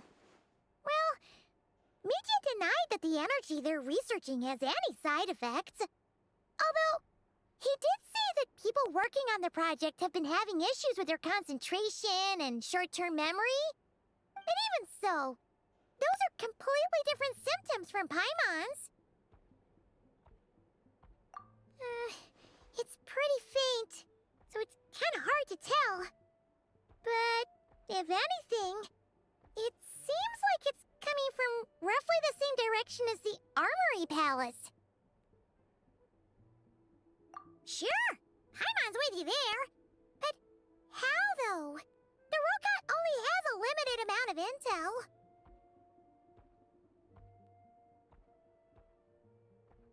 Oh, great point! They argue about Project Stusha every day. If we could sit in on one of their sessions, we might pick up some new leads. Good idea! Oh yeah, while you were out, Paimon tried all the yummiest looking desserts in the Potforia restaurant. This one seemed right up your alley. So, Paimon saved some for you. Come try it once you finish writing your letter.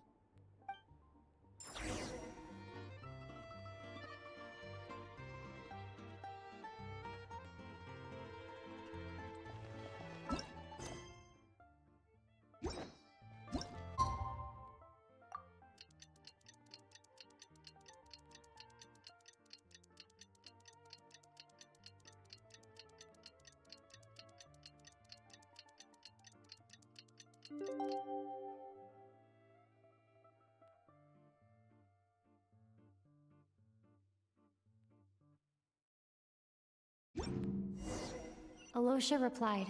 He says that we won't be able to speak at the Vetcha, but he can arrange for us to attend as visitors. Time to get ready. Then head to the...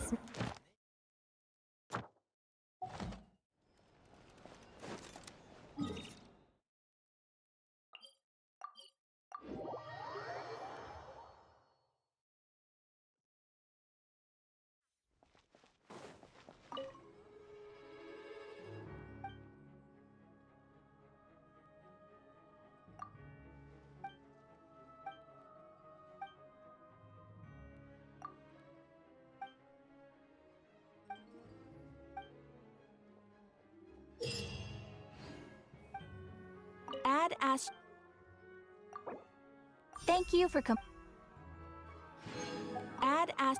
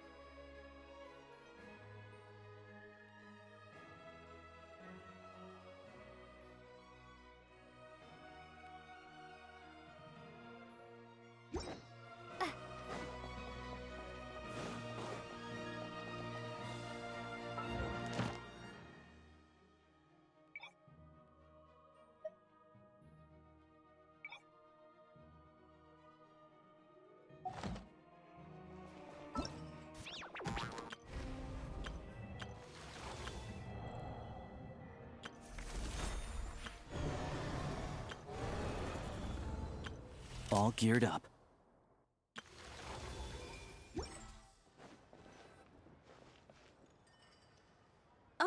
Miss Vodianitsa, prima donna of the Korolievsky troupe. What a surprise meeting you here. Will you be sitting in on a session of the Vetcha? Sorry, I'm not taking interviews today. Oh good, you're here. The session's about to begin. Let's get inside. Please wait, Miss Vodianitsa. Could you introduce me to your new friend?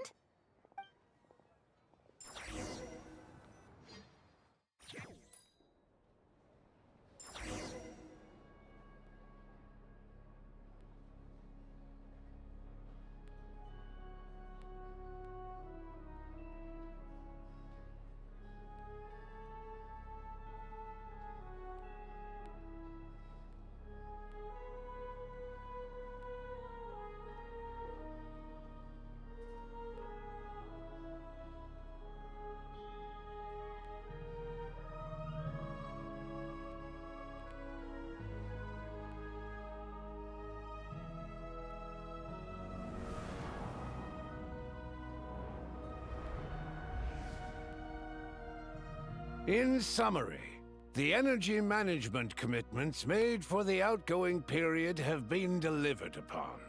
Furthermore, both the production and consumption of Kresnik Crystal show clear signs of stabilizing. The relevant agencies have assessed the present circumstances and determined that the status quo can be sustained until the next period.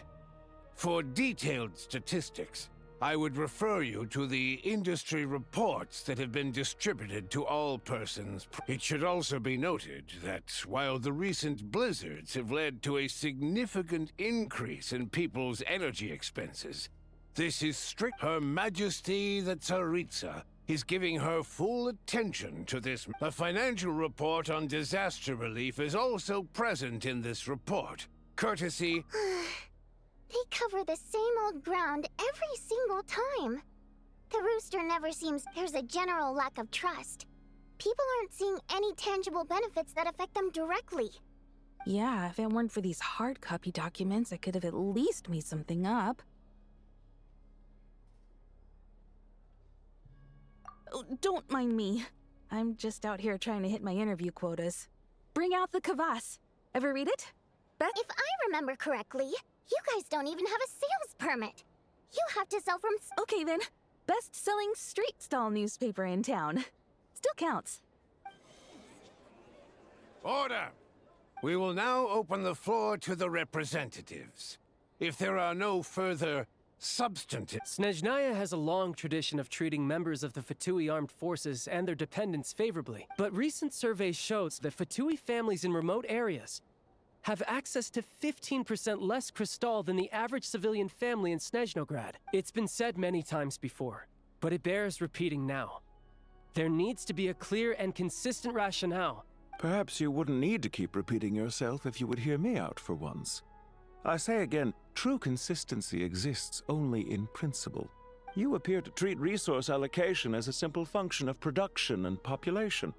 So what about when the equipment used in production breaks down? Have you factored that into your equation? And do you even know how long it's been since Snezhnaya last conducted a census? If I knew the answers to questions like that, I'm sure I'd be a very wealthy man. And I doubt I'd be going by child. I'd like to bring the focus back to the specific issue I raised. Or do you wish to deny that favorable treatment for Fatui dependents is our long-standing policy? It's easy to be a critic when there's no accountability. That seems to be a running theme in the anti-Project Stuzha cohort. Defeat the ringleader and all other problems will magically resolve themselves. That's what they seem to think. But in case you aren't aware, not one jot in my report would change whether Project Stuzha continues or not. So you have no intention whatsoever of finding a solution to this? On the contrary, I'm the only one here who ever brings solutions. Child opened by speaking up for the armed forces. Regrator struck back with style and a war of words ensued. Our reporter was live on the scene to get the audience's reaction as it all unfolded. Who do you support? The people have spoken! Regrator delivered a deft... Now you see why they don't have a sales permit. However this reporter wants to spin things, I haven't forgotten that so... Surely their relationship can't always have been this strained. You two are getting off topic. Let's focus on what the data is saying. Mr. Pantalone, may I speak? Oh, please do. I'm more than happy to save my breath. Crystal distribution policy undergoes modifications with each new period. The ultimate goal being to find the most reasonable method of allocation. But I fear many may have been misled on this topic by extremist activists. To clarify, Project Stuzha is not the root cause of the problem. It is merely a framework for resource distribution. The most recent reports all point to Snezhnaya's resilience and adaptability during this period of fine-tuning, and give clear indication to make drastic adjustments without first considering the risks would likely do more harm than good. It would be a... Renowned scholar of finance, Arapov spoke up to clarify the fiscal logic, clearly alluding to social organizations like the with the notorious Lelek still active to this day. Should the Rokot... She's just rephrasing what Mr. Pantalone said. The Rokot are the critics he accused. As for Lelek, you won't have heard of him yet. He's currently the most famous. Ending Project Stuja has become an obsession for him. Unlike the more decent ones among us, he believes that votes in the Vetcha, so whether it's threats, coercion, or bribery, he'll use whatever means necessary to get people to change their vote. And since we're already on the subject, what do you think of Lelek's methods? Are you for or against? Well, whatever the story is, his actions benefit us all. At least someone here wants to take this discussion seriously. I've been considering that issue myself. I think it would be easiest to let the Fatui handle it, since they're already in charge of Crystal shipments anyway. Whatever you need, you can ask the Fatui to look into it for you. In terms of supervision, I think the Druzhna would be a good fit. I had hoped to discuss this with Miss Vesna, but sadly, she's not present. I will be happy to take a note of your suggestions and present them to Commander Vesna, for the Commander has always taken a keen interest in Project Stuja. However, given the Druzhna's demanding workload, I'm afraid— Let us refrain from jumping to conclusions until a concrete and actionable plan is in place. My apologies. There are numerous issues to address here, including manpower, time sensitivity, and reporting lines. Nevertheless, I support drafting a proposal. Follow the usual procedure, and it can be raised as a new motion for all parties to— In that case, I'd like to share one thought before the proposal is drafted. The issue of time sensitivity. In fact, the Energy Commission already collects regular statistics on each urban center and its surrounding area. Would these be of any use? That's a good idea. I read every issue of Sviet Lolaidovka's report, and although my focus is mostly on the section about equipment operation, the energy consumption statistics also yield a lot of insights. Be that as it may, does no one see an issue with using local data to determine Crystal quotas? In the long term, it seems like a very risky solution. Not if they are used purely for reference. So long as we have the report from the Northland Bank's headquarters to corroborate it, no one will be able to fool me.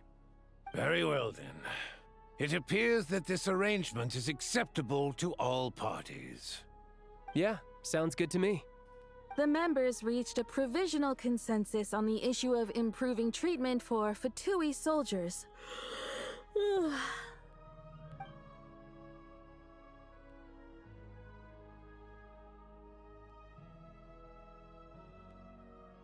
Today, the prima donna of the Korailievsky troupe attended a session of the Snezhnograd Vetcha in the company of a most charming young lady. The question— Write anything like that again, and I'm revoking your permission to interview the troupe. Got it?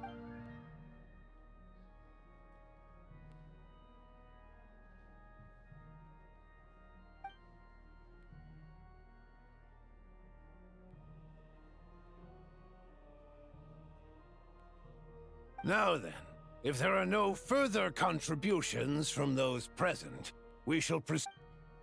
Hey, check it out! What made him vote against? The votes have been tallied. Those in favor of That was too close. The margin has shrunk yet again.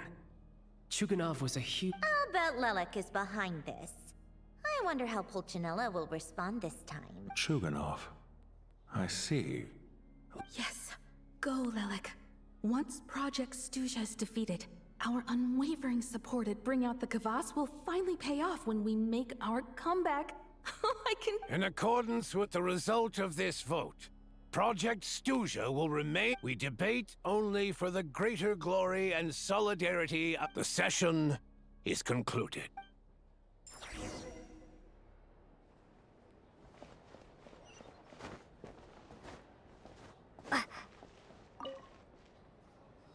I have to say, I really wasn't expecting Chukanov to vote against Project Stuja.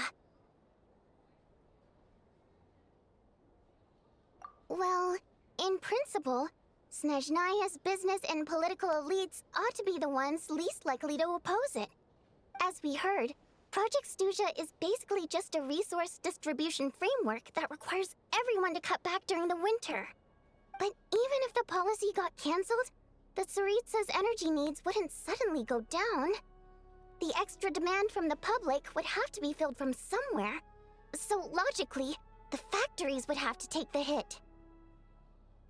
I got a letter from Mr. Mitya just before today's session. He said he's confirmed that there are issues around overtime and excessive energy consumption at the Iskra manufacturer. In a situation like this, once the Rooster receives the report, he'll order the factory to halt, but that's a week-long process, and thus didn't make it onto the Vetcha agenda this time. I don't think he suspects anything so far.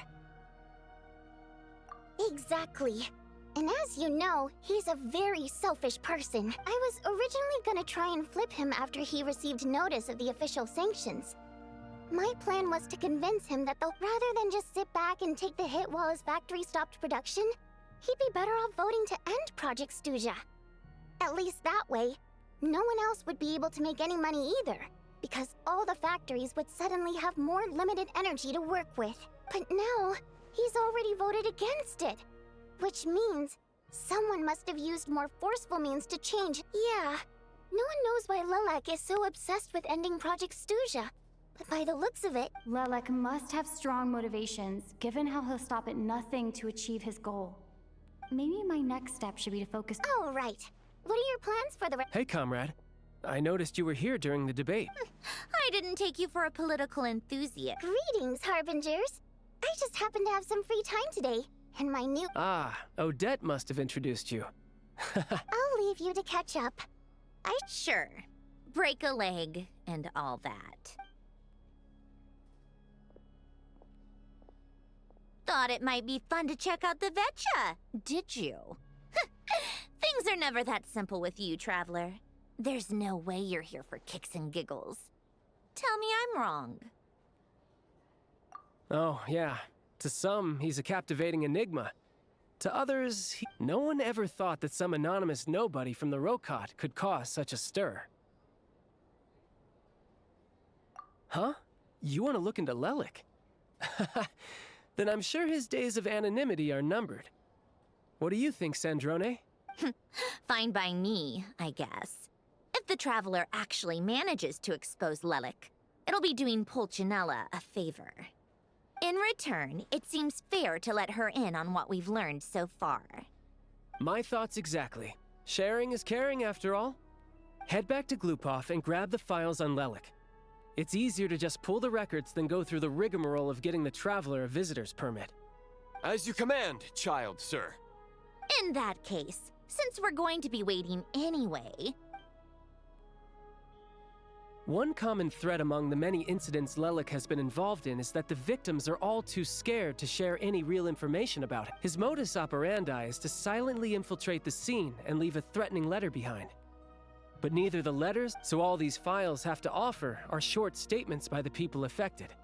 If nothing else, it shows we're dealing with a trained professional who's versed in counter-surveillance. Yes, and to that point, he often strikes in highly secure locations.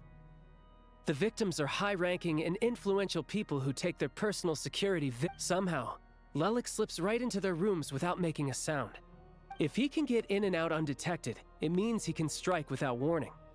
Not that that's ever happened so far, but it's hard to believe that a human being could pull this off flawlessly every time.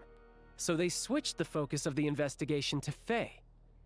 Unfortunately, no one's found... Careful, don't underestimate me. Although truth be told, I'd probably find it hard not to blow my cover. Direct confrontation is more my style. We haven't ruled out the possibility of Lelik being human. It's just... there can only be a handful of people in all of Teyvat who'd fit the profile. Faye, on the other hand, plenty would have the ability, but few would have the motive. No, not as strong as me. You'll never find the culprit with criteria like that. Let's go with a little weaker than me. There's no denying that Master is strong, but meticulous. We can only hope. She's just trying to find a reference point. Stop getting fixated on who's stronger than who. But that's the most important thing. In my opinion, anyway.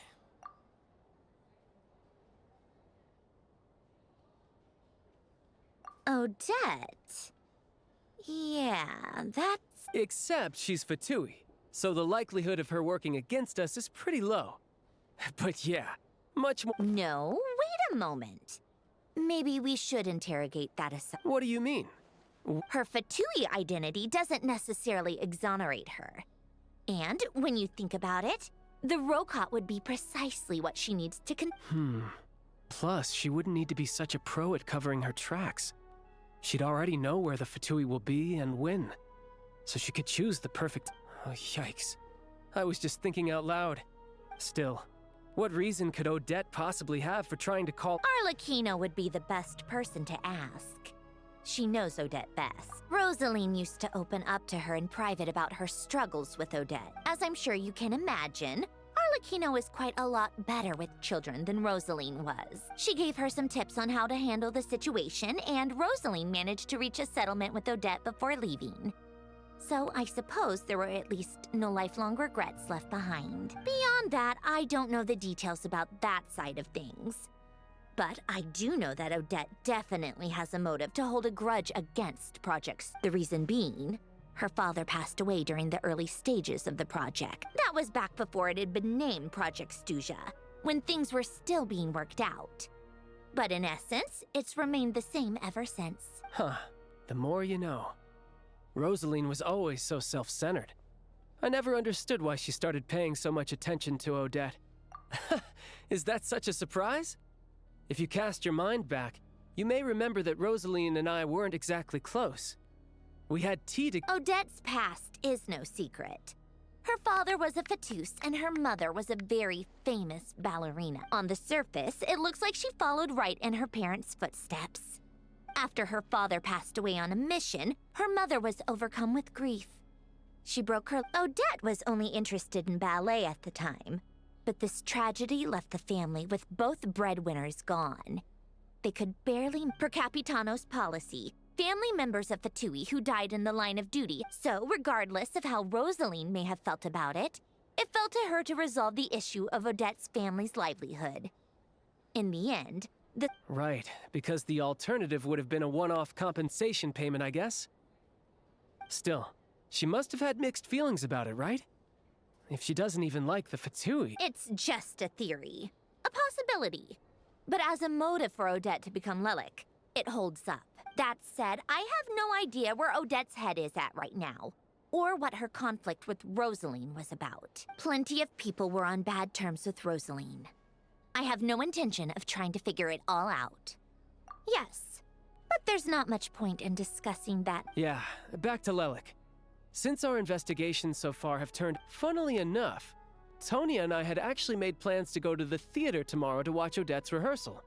Which means you can go in my place. No point wasting the ticket. Plus, you'll get to meet Tonya. Spirit Seeker. Quite the classic ballet. It was passed down through Odette's mother's family for generations, though it hasn't been performed in years. But Odette's been practicing it diligently, and it's finally ready for a return to the stage. Tonya's excited for it too. She's desperate to see it no matter what. I've actually seen it several times before. The story's pretty straightforward. The lead character follows it's a tale of love and regret.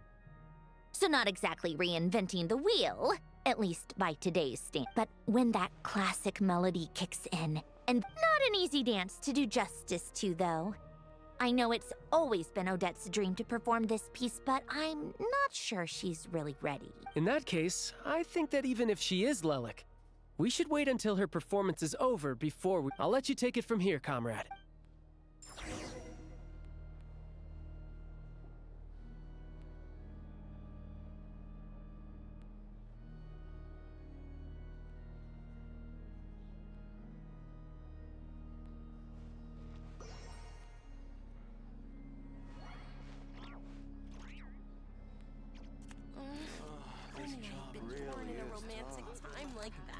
You got slapped once? That's nothing.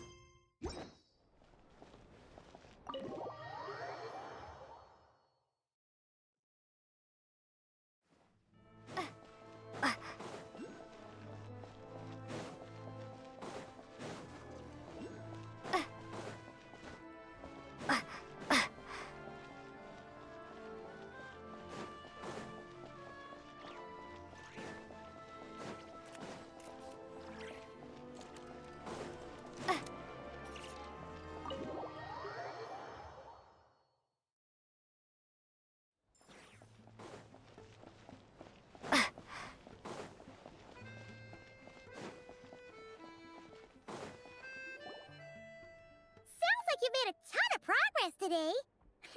It's good that everything's going so smoothly.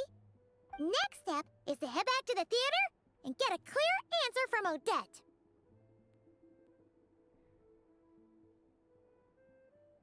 Either way, Paimon doesn't get the sense that she's a bad person. Sure, she might have done some pretty extreme things, but Paimon bets she has her reasons.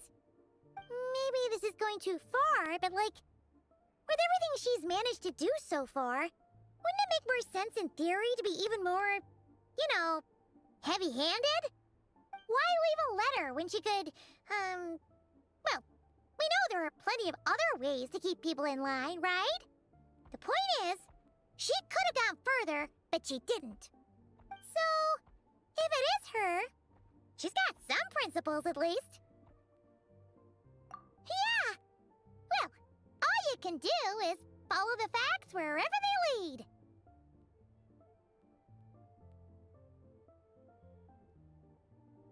No change, really. But that thing Paimon told you about yesterday?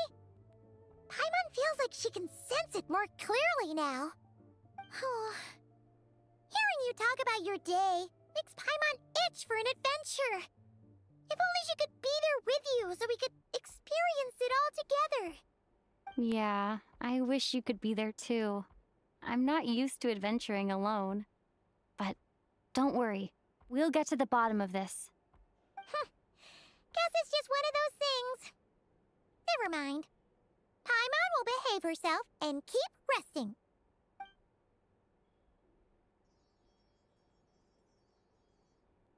If Odette is Lelek, she may well have inside information on Project Stuja.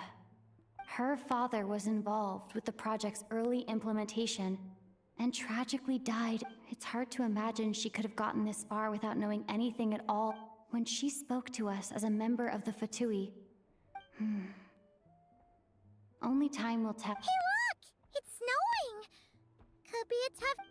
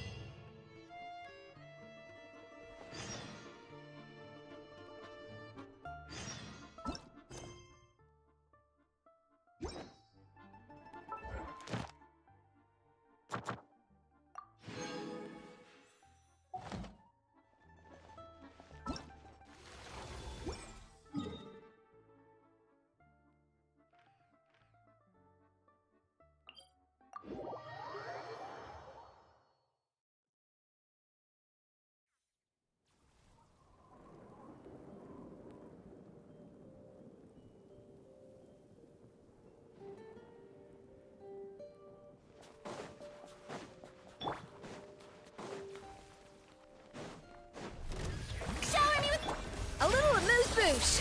A burst of sleep and case! Merciless.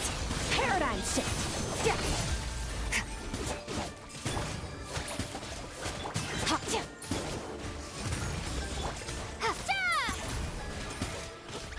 Cryostorm! Strike a pose! Time to shine! Extinguish!